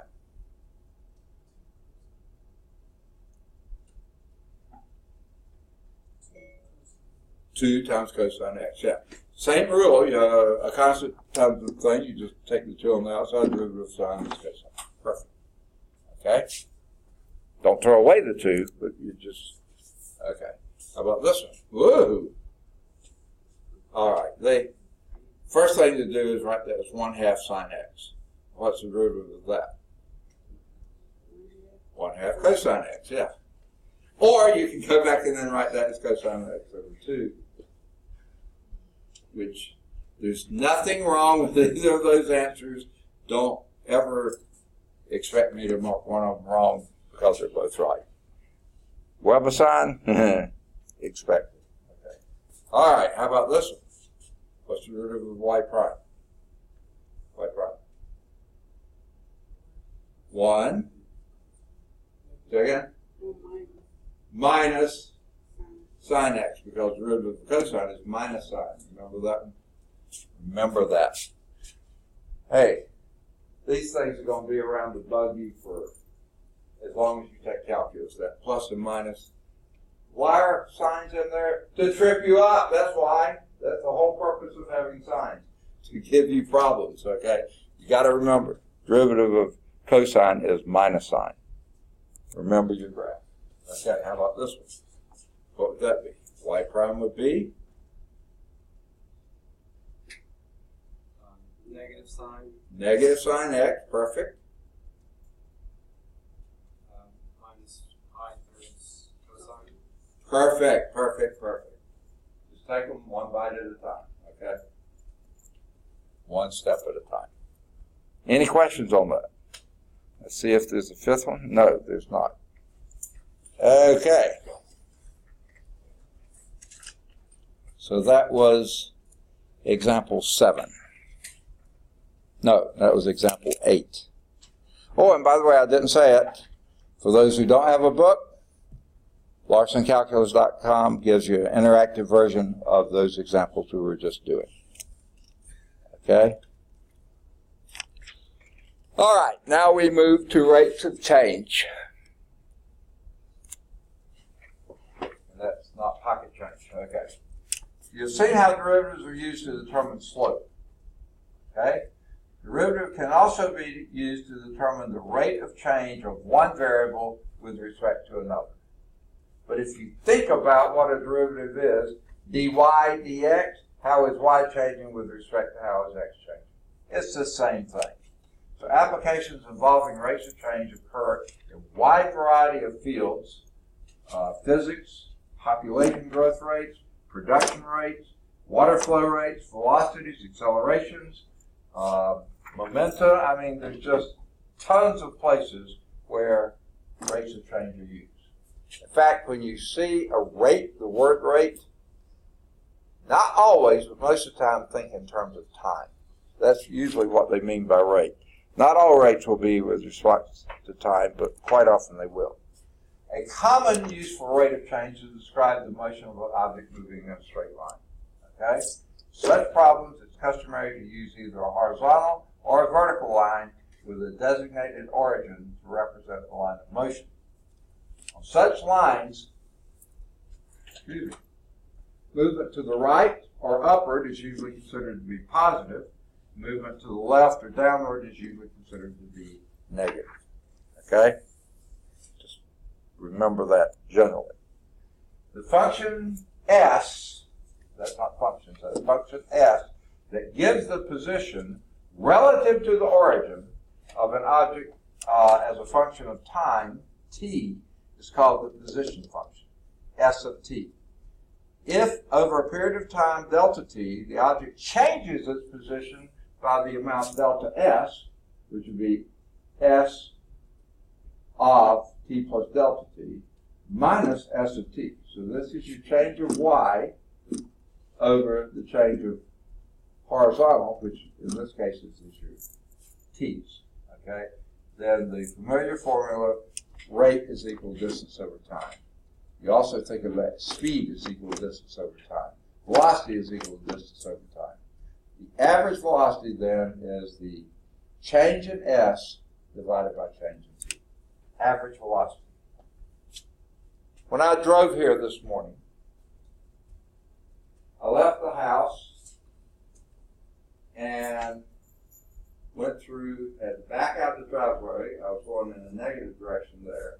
Turned and went slowly to the first turn, took a right, slowly sped up a little bit, and had to take a left. So I was speeding up, slowing down, stopping, stop signs, stop lights and stuff, coming down left, right. Finally got on the interstate. It was pretty smooth going most of the way there. A few times I had to slow down a little bit, speed up. So was I going a constant velocity for much of that time? Once I got on the interstate, maybe. Close. But before that, nowhere close. But if you said, what was your average speed coming? I'd say, well, I traveled 20 miles and it took me, let's say, 20 minutes. What was my average speed? A mile a minute, which is how many miles an hour? 60 miles an hour. Probably a fairly good estimate. It may have taken a little longer than 20 minutes, and probably, I think it was 17 and a half hours or something, but it's a pretty good estimate. Average. Was I going 60 miles an hour the whole trip? Not at that stop sign. Not at the stop light. Not when I was backing out the driveway. I better not have been, okay? Yeah, I definitely wasn't going 60 miles an hour the whole time, but that was my average. Over a long delta t, that was my average velocity. Now, over shorter and shorter delta t's, that was approaching my instantaneous velocity. You'll get into this in physics. All of you will take physics, right? A lot of you probably will, but maybe not everybody. Now, yeah, we're ready for example 9. A billiard ball is dropped from a height of 100 feet. Whoa, it's a lot taller than me, okay? Now, time out for a moment here. When it says dropped, what is implied there? You're way up there, 100 feet, wherever it is, when it's dropped. What does that mean? Say again? Okay, your initial velocity would be 0 because you dropped it. You were holding it steady, right? Holding it, and you just dropped it. So initial velocity is 0. Now, if you threw it, then you would be giving it an initial velocity that would not be 0. In fact, you may even throw it upward, so you may be giving it a positive velocity. Or you could throw it downward, which is giving it a negative velocity, but dropping it is initial velocity is 0. So, that one little word here tells you something. initial velocity is 0. Now, it's from a height of 100 feet. So that's your initial displacement, is 100 feet. Okay? So the ball's height s at any time t is the position function. And they just pull this right out of the air or some unknown body part here. But this is minus 16 t squared plus 100. Okay? Now, I'll tell you where the 100 came from. When t was equal to 0, what was the position? 100 feet. Okay? Now, there is no middle term here with a t in it because your initial velocity is 0. So the term that would have been in there, the initial velocity is 0. Now, you might say, where did that come from? I'll tell you where it came from, but you're not supposed to know this yet. The acceleration due to gravity, and since we're dealing with feet here, and time in seconds, okay? They don't tell you that, but the time is in seconds. Then the acceleration due to gravity, if you're anywhere on the surface of the Earth, and I would just make a quick assumption here, I would guess most of us have spent most of our life on the surface of the Earth, right? Any of you astronauts? Not yet, okay? So you probably haven't been on any other planet, any other moon, up in a spacecraft or anything else. So it's everywhere you've ever been your whole life, very close to the surface of the Earth. And at the surface of the Earth, the acceleration due to gravity in the U.S. customary feet-second terms are 32 feet per second squared. That's the acceleration due to gravity. And 1/2 that, you say, where does the 1/2 come from? We're going to get to that next, well, maybe this term, maybe next term. That's from calculus. It's the integration constant, okay? So negative 1/2 of 32, well, negative because acceleration is downward. Negative 1/2 of 32 is negative 16. So this is your position function s at any time t once you drop the ball from 100 feet. That's 100 feet. This means you're on the surface of the Earth. For s is measured in feet, t is measured in seconds. I knew they had to say that somewhere here. Find the average velocity over each of the following time intervals.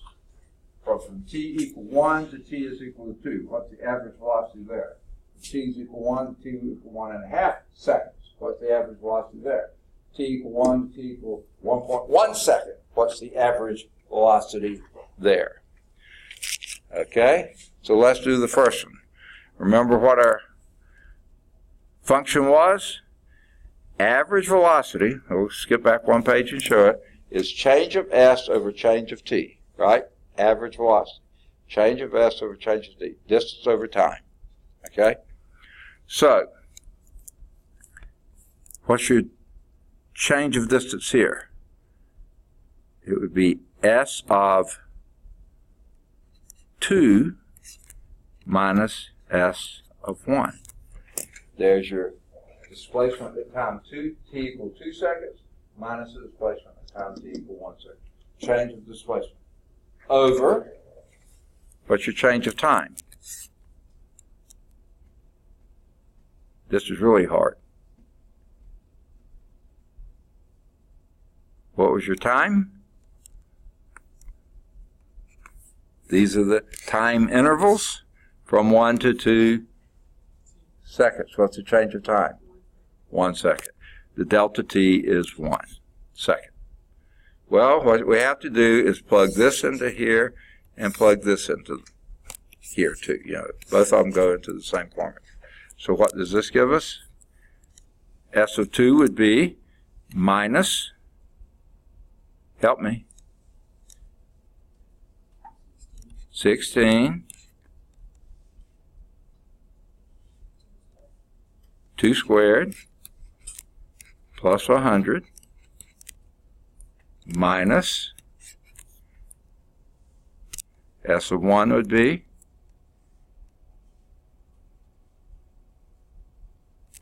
pretty easy. Negative 16 plus 100, right? Over 1. Okay, I can do that. Okay. Now, to save yourself some effort here, notice here we have a plus 100 here, and we have a minus 100 here. So the hundreds go out. They're not going to enter the picture anymore. So let's just get rid of those to begin with. They're gone. Okay? And minus 16 times, what's 2 squared? I'm going to come up here for this. Minus 16, what's 2 squared? 4. Minus 16 times 4. Is that 528?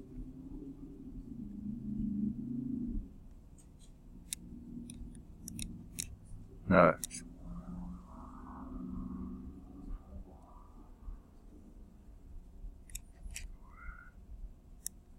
Goodness, I can't even think now.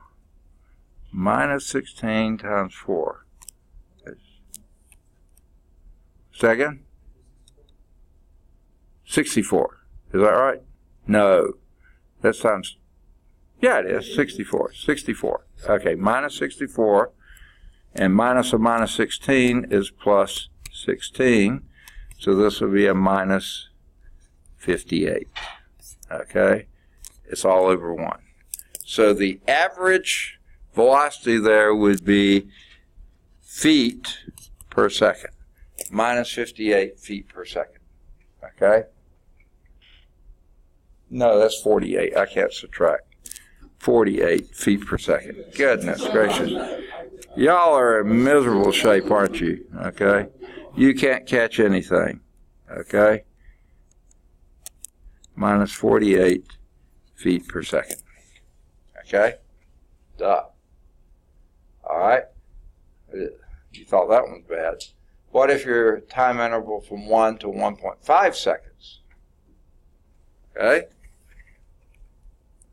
We've already done the 1, okay? We don't have to do that one again. But what is S of 1.5?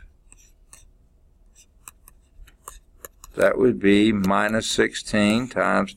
Anyone know what 1.5 squared is? 2.25? Is that right? Yeah. Is that right? Okay, I believe it is. Okay? And remember that the hundreds are going to wipe out anyway. So this will be minus 16 times 2.25. And a quarter of 16 is 4 plus 32 is 36. So that would be minus 36 over, but this time it's the difference down in the denominator is 0.5. So this will be a minus 72 feet per second. I hope. I'm doing this in my head. No, it isn't. Yuck.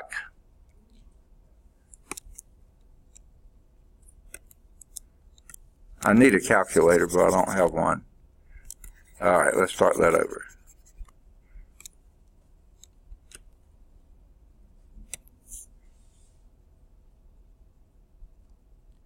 Okay.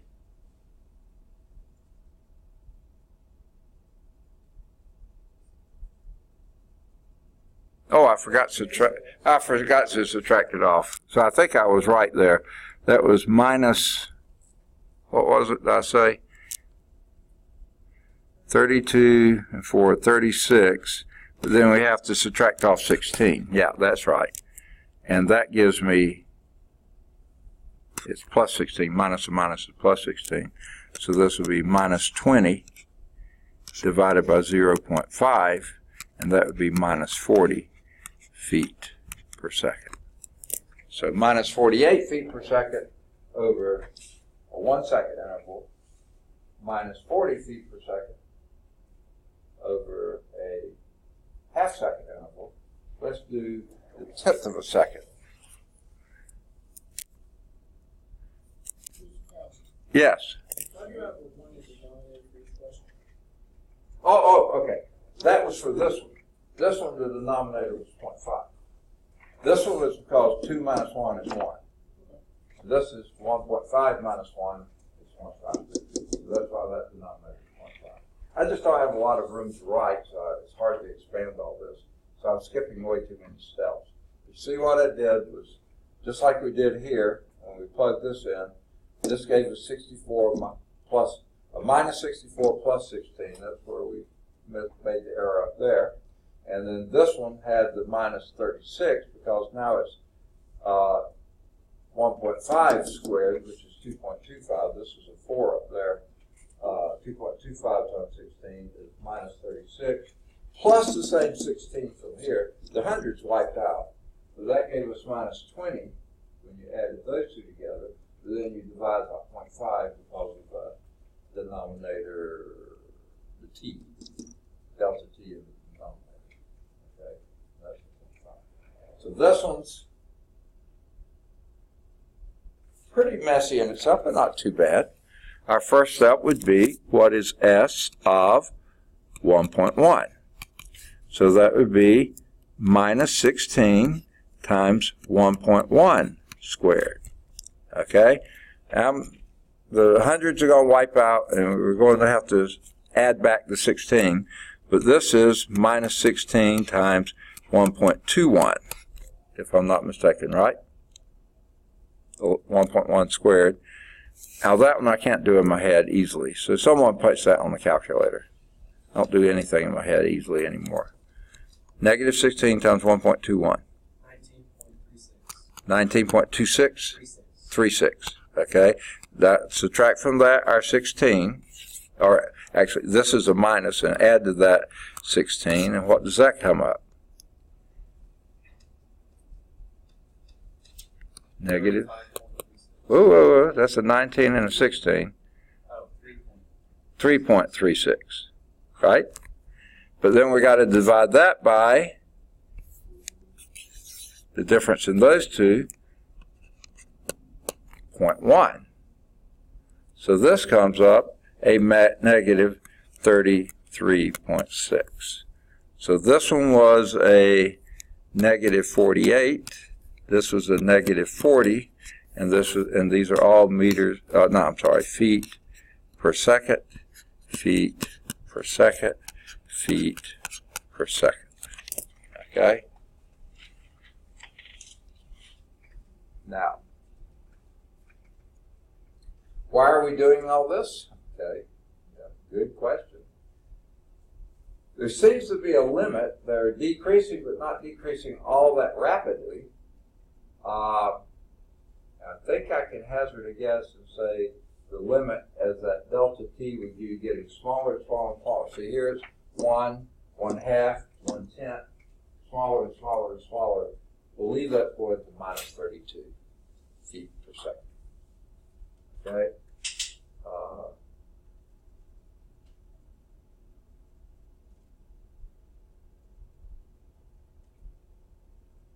The average velocity of each time period. I don't know that for sure, but I'm pretty sure that's the case. It's about that. Okay? You can take it smaller and smaller if you want to and see what you get. Okay? But there will be a limit to it. Where'd you get 19.36? Okay, remember what we were doing here. We did this part. This is our the upper level here, the 2. And this is minus the 1. So this is going to give us the 2 squared here, and that gave us the 64. That gave us 4 times 16 is 64. Minus 64, and minus is plus 16. And this one, it was this one squared, which was this.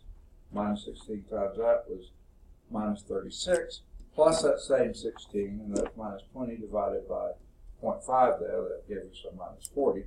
This time, it's the minus 16 times this thing squared.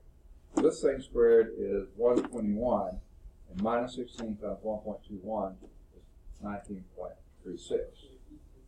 That's a minus. Add the 16 to it, and you get minus 3.36. Divide that by the 0.1, and you get minus 33.6. Okay. Now, notice the average velocity as your delta t gets smaller and smaller and smaller is approaching some number. We hope it is anyway. I believe that's going to be minus 32 feet per second.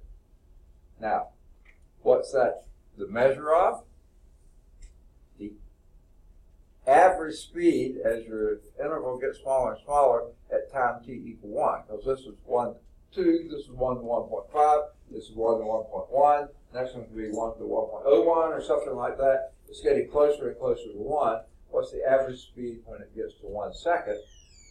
Well, if you go back up here, remember I said the acceleration was minus 32 feet per second squared. Multiply that by 1 second, and the average speed would be minus 32 feet per second. So that's why I was pretty confident this is going to have a limit here of minus 32. That's beyond what we're doing now. I just threw that in to let you know that is the correct answer there. Okay. So, but they got the same thing we did in the example. Oh, let's watch how they did it. Okay. For the interval 1 to 2, the object falls from a height of s of 1 was 84. And now they've added the 100 in here. So it's minus 16 plus 100 is 84. That was from 1 second down to 2 seconds would be, that was, remember we got minus 64 here plus 100 would be 36. So at 1 second it was 84 feet, 2 seconds is 36 feet. The difference in those two is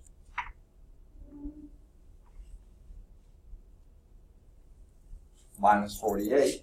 That's what we got because we, since we're going to take a difference anyway, we did the difference there, and that gave us our minus 48.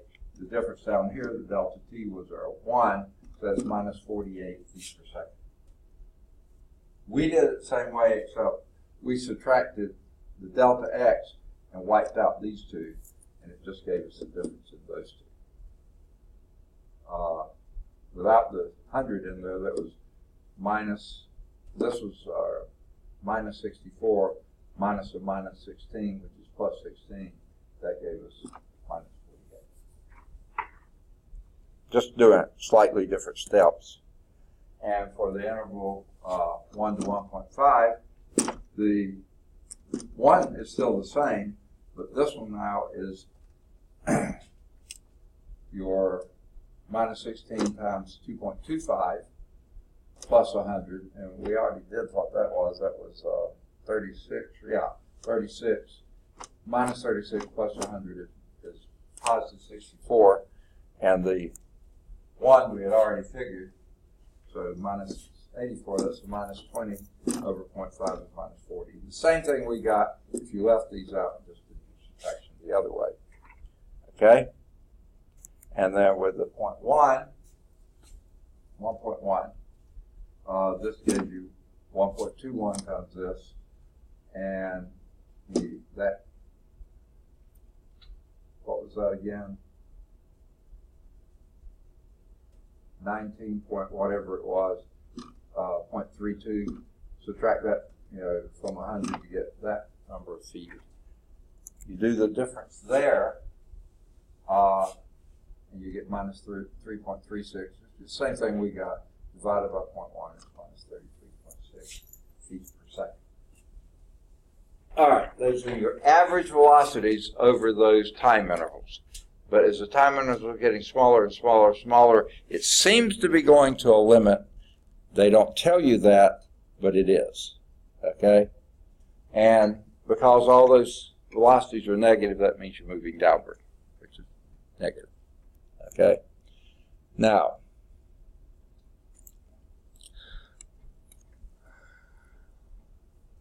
yeah, notice that the velocities are negative, indicating they're all going downward.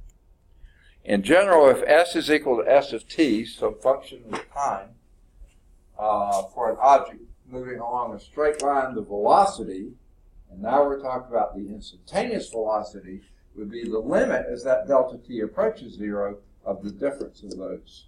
And that's what we were doing, and that gives you your average speed. That's your velocity function.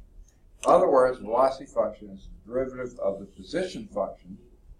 Take a derivative of this and you get this. So you don't have to do this anymore. All you have to do is get your position function, which they gave us, okay? And take a derivative of it and see what you get. The velocity can be negative if it's going downward, 0 if it's stopped, or positive if it's going upward.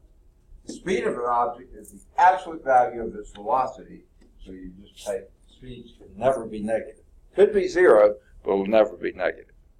When I was backing out of my driveway, even though I was going in a negative direction, my velocity was negative, but my speed was what? 5 miles an hour, whatever it was when I was backing out. Okay? Speed is positive. Velocity should be positive or negative. So the position of a free-falling object, neglecting errors, just release it from rest or throw it up or down, it doesn't matter which. Don't throw up in the classroom, that's all. Okay. Under the influence of gravity alone can be represented by this equation. S of t, this is where I was getting at, negative 1/2 the acceleration due to gravity, g, t squared, plus your initial velocity, v0. When you dropped it, that initial velocity was 0, so that's why we didn't have that middle term, plus s0. Remember, we were at, what was it, 100 feet. That was our original position. So that's where we got the function before. What negative 1/2 of 32 is negative 16 t squared. Initial velocity 0 plus 100. Where s0 is the initial height of the object, v0 is the initial velocity of the object. If I was throwing it upward, that would have a positive v0. If I was throwing it downward, that would be a negative v0. If I release it from rest, 0 would be v0. It's the initial velocity of the object. G is the acceleration due to gravity. That would vary depending on which body you were standing on, the moon, the earth, Venus, Mercury, Mars. You can't stand on the other planets or the sun, so some asteroid out there, wherever you were standing, whatever its acceleration due to gravity was. On Earth, the value for G is approximately 32 feet per second. That's often called feet per second squared, or 9.8 meters per second, also called 9.8 meters per second squared. There's no such thing as a square second, but it's just using that terminology to keep from writing per second every time. So here's example 10. At time t is equal to 0 seconds, a diver jumps from a platform diving board that is 32 feet above the water. Not me, okay. So the initial height is 32, but the diver jumps upward to begin with. So the initial velocity, and why they put velocity in capital, I do not know, okay? That should be just a little v here. The initial velocity of the diver is 16 feet per second. Positive, upward, jumping upward. Not going to go up very long because gravity is pulling that diver downward, okay? So it goes up a little while and then comes back down, okay? When does the diver hit the water? Okay? Interesting question. Okay? Now, what was our formula? Hint, hint. There it is. S of t is equal to negative 1/2 gt squared plus v0t plus s0. So,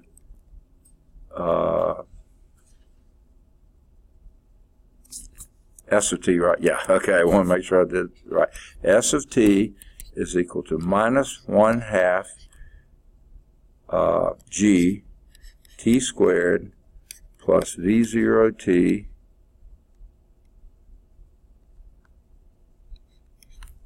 plus s0. Okay? Now, it just looks a lot like by this picture, you can't always trust it. It is probably somewhere on the Earth, right? Okay, so let's just assume we're on the Earth, okay? So our acceleration due to gravity is going to be 32 feet per second. And since these are measured in feet and seconds and things like this, we're going to use the G for U.S. customary. So this will be S of t is equal to minus 1/2 of 32, that's our 16, t squared, plus, in this case, this was initial velocity of that. This is V0. 16t, because it was V0t, 16t, plus, and the initial, this is 32 feet above the water, this is your S0, plus 32, and that's above the water. The acceleration is downward, the jump is upward to begin with, and the position is upward to begin with. So those are both positive. All right.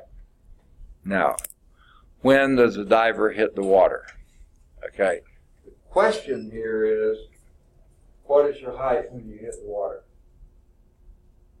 If everything is measured from here, what's the height when you hit the water? 0. Because your height, the board is 32 feet up from the water, so your height when you hit the water is 0.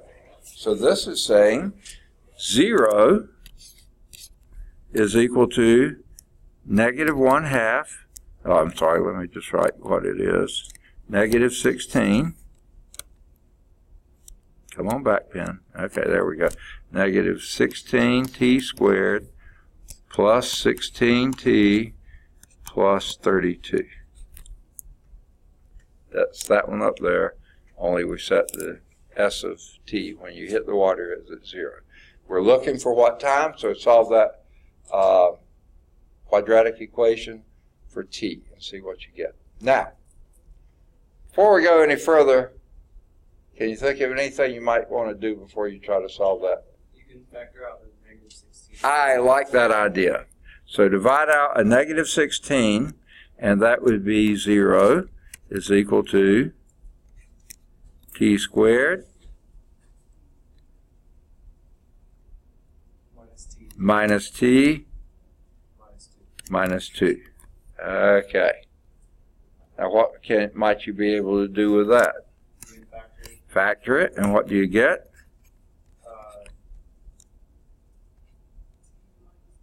T minus 2 times t plus 1. Okay? Check that quickly. T squared minus 2t plus t is minus t and minus 2. Yep, that works nicely. So what 2 times could it be that the diver hit the water? At t is equal to 2 seconds, or t is equal to minus 1 second. Now, how can a diver hit the water a second before he jumped? That's going to be kind of hard, okay? Now, you might say, but where did that come from? Well, I'll tell you quickly here. It takes him it is a him. I won't say that. I'm not being misogynistic about it, but pretty sure that's him. Okay? It's either was 2 seconds here or minus 1 second. Well, the minus 1 second would indicate that that was if he had jumped from down here and gone up that high and come back down. Then the but this is t is equal to 0 here, so that would take it a second to jump up this, which means that doesn't quite pan out, does it? Yeah, that would be okay. So it would have been, if he had jumped from here and come down, that would have been minus 1 second. It took him 3 seconds in between that. So a second to go up, a second to go up and down, and then another second down. So yeah, that's his 3 seconds there. But we'd throw this one out because he didn't jump from down there. Okay? He wasn't there a second before he jumped. Okay? So it took him 2 seconds. Now, what is the diver's velocity at impact? Okay? Ooh. How do you get velocity? Second? Speed and direction. Okay, speed at a given direction, that's true, but how do you get it? you take the derivative of your displacement, right? They told us that a few slides ago, right, about here. Velocity is the derivative of your displacement, right? So we know the displacement, that's this function right here. Let's take the derivative of that, okay? S prime of t, which, by the way, is v of t, and that would be what? Take the derivative of that. Help me, somebody. Derivative of that. Negative 32. Negative 32 what? T.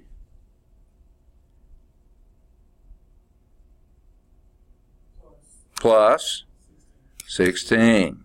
And then the other one doesn't contribute a thing. So that's the velocity at any time t, and we know when he hits the water it's going to be at 2 seconds, so let's plug that in. V of 2 is equal to minus 32 times 2 plus 16. And that's going to be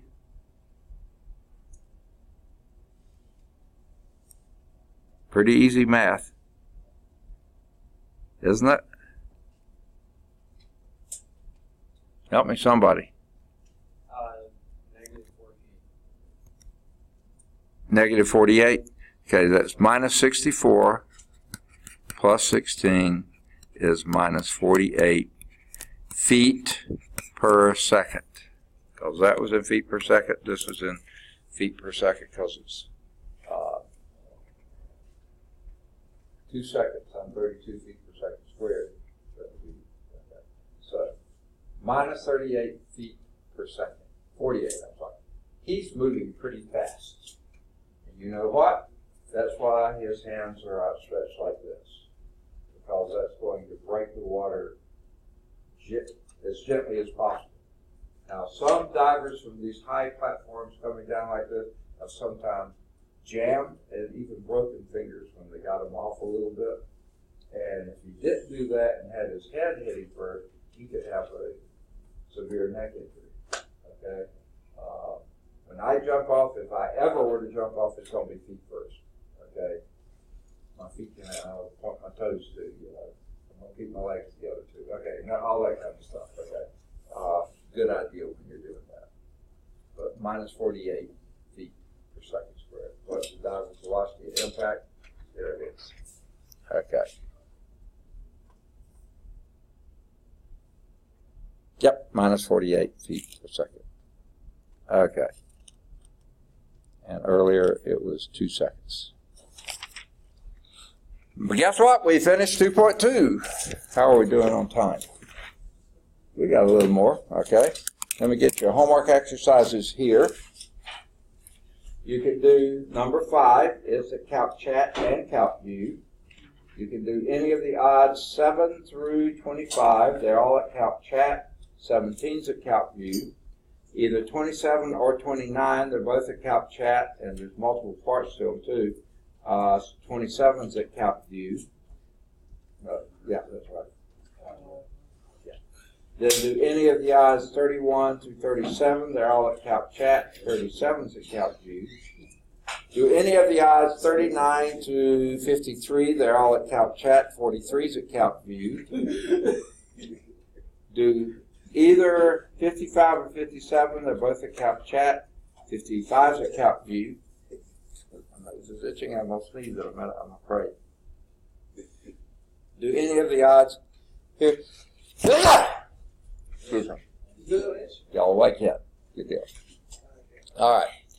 Any of the odds 59 to 63, they're all at Calc Chat. 59's at Calc View. Do any of the odds either 65 or 67, they're both at Calc Chat. 65's at Calc View. You can explore doing either 69 or 71 or both. They should be at Calc Chat. And 73, it should be at Calc Chat. There's a sketching of a graph.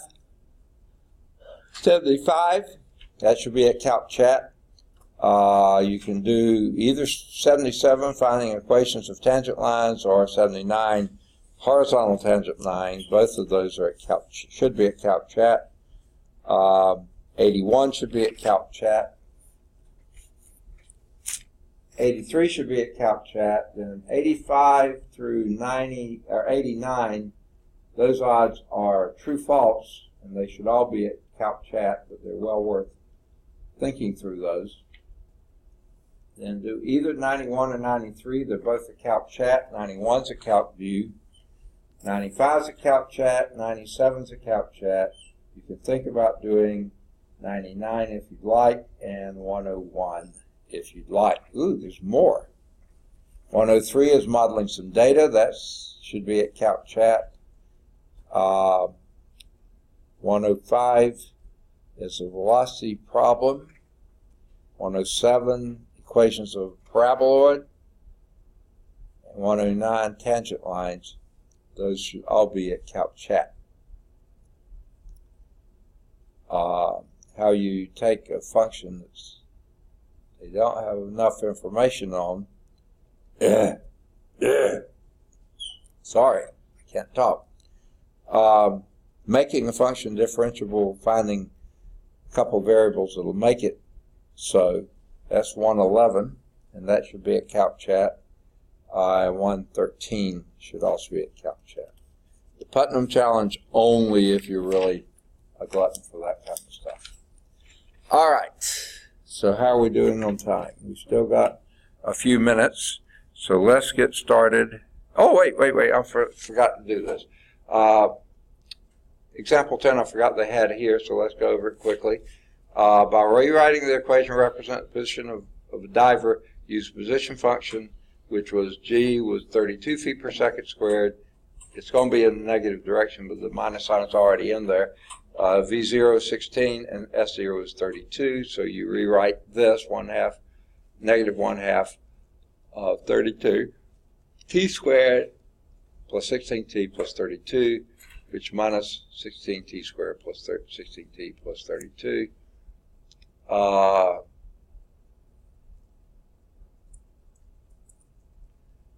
And we're going to rewrite, or to write that equation with S equals 0 and solve for t. In other words, when you hit the water, your position is 0. So that gives you minus 16t squared plus 16t plus 32. When you divide out of minus 16, well, they factored out everything. T plus 2, t plus 1 times t minus 2. That gives you that happening at either minus 1 second or plus 2 seconds. Sorry. Because t is always positive, we throw out the minus 1. So that would have been, if you had jumped and gotten up there, that would have been it. We didn't. So the t is equal to 2 seconds. And plugging that in your velocity formula, which you got by taking the derivative. They didn't show that, but you did, and we did it, and that gave you minus 48 feet per second when he hits the water. Okay?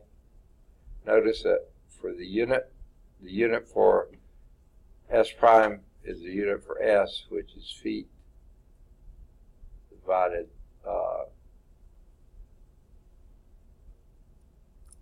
feet divided, I can't talk, sorry. S prime is ds dt, so S is measured in feet, t is measured in seconds, so that'll be in feet per second. In general, the unit for F prime is the unit for F divided by the unit for X. df, dx, unit for F divided by unit for X. Feet per second, miles per gallon, whatever it happens to be. And that is the last slide, that section. So let's discard that.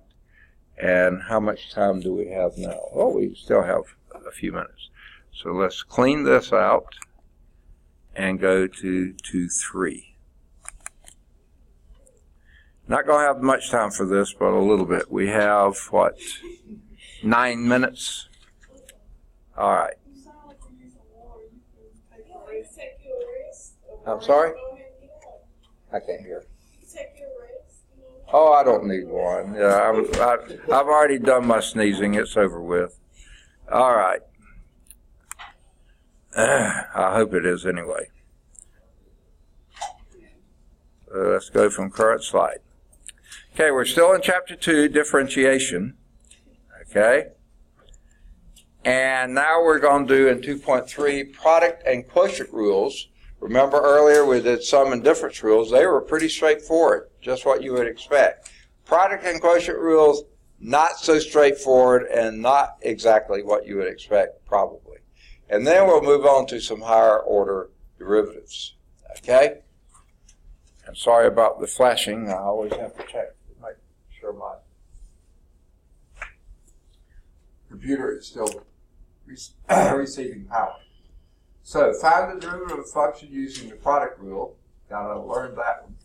Find the derivative of a function using the quotient rule. A big boo, yes, that's learning that one. Find the derivative of a trigonometric function. We've already done a couple of those. We're going to do some more now. And then we'll find the higher order derivative of the function. So, the product rule. You learn the derivative, I can't talk. You learn the derivative of two functions, sum of two functions, simply the sum of their derivatives. Not so with product rule. The rules for derivative of product and quotient rules, two functions, not nearly as simple. In fact, and we talked a little bit about the issues between Newton and Leibniz. Have I said a little bit about that? Yeah. Newton discovered calculus and worked with calculus trying to describe the laws of motion, that kind of stuff, up in England. But Newton was a perfectionist, as you can tell by all the things he was able to develop. I mean, he wanted it perfectly right before he ever let it out, published it. He didn't like criticism. He didn't take criticism well. He wanted to make sure it was perfectly correct. So he took forever to publish what he had found. Leibniz down in Germany, not nearly so much so. In fact, that's what irritated Newton, I think, a lot about it. Because Leibniz, as soon as he thought he had something new, he published it. I mean, like crazy. He published a product rule that was absolutely wrong. He did it just like the sum and difference rule. He said the derivative of a product is a product of derivatives. And when someone pointed out to him, no, this doesn't work, he had to, whoops, and he had to retract that, do some more work, and then came up with product rule. Okay? Here's what it is. The product of two differentiable functions. I don't know why there's a vertical bar there. They do it every now and then. It just shows up for some reason in the slideshow. F and G is itself differentiable. If you have two differential functions, the products are differentiable. However, moreover, the derivative of that product, FG, is the first function times the derivative of the second, plus the second function times the derivative of the first. Now, does it matter which order you do that? No, because both multiplication and addition are commutative. So you could say the derivative of the first times the second, plus the derivative of the second times the first. You can do whatever order you want to do them, but just so make sure you get both done. I like the way it says here, write down the first one, times the derivative of the second, add to that, write down the derivative of the first times the second. They do it in different order. It doesn't matter. That's your product rule. Okay? A lot more to do with it than just taking derivatives and multiplying. Okay? You do that, but you have to do it piece at a time. Now, if you had more than two factors, you just extend it. Okay? If you had F, G, and H, and they're all multiplied together, all three differentiable, you multiply it together and take a derivative of that. That would be derivative of the first times the product of the last two, plus the derivative of the second times the product of the other two, plus the derivative of the third times the product of the other two. Okay? Keep going as long as you need to. One derivative and the rest of the product. So, what would you have if you were doing this? Y is equal to x squared sine x cosine x. what would be your answer? What would dy dx be? How would you begin? Square root. Not a square root. You're not taking square roots. You're taking a derivative. What's the derivative of x squared? 2x times sine times cosine. Just write those down. Next, Cosine. plus cosine times x squared times sine, times cosine. So it'd be x squared times cosine x from here, cosine x from here. So that'd be cosine squared x. We're going to get in a minute. Okay? Last one. X squared sine times sine. Negative one? Okay, minus, okay, yeah, they put the minus here. So x squared from here, sine from there, derivative of cosine is minus sine. So, down here it would be 2x sine x cosine x.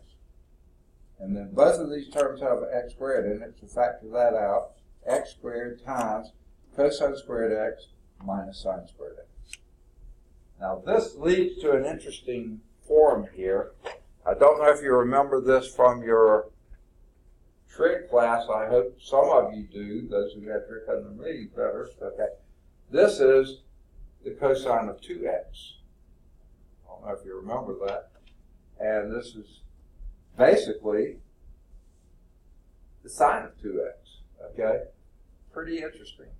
But beside the point, you don't need that in this problem. This is perfectly good as far as you go here.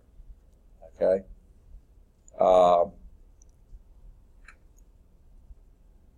Anyway.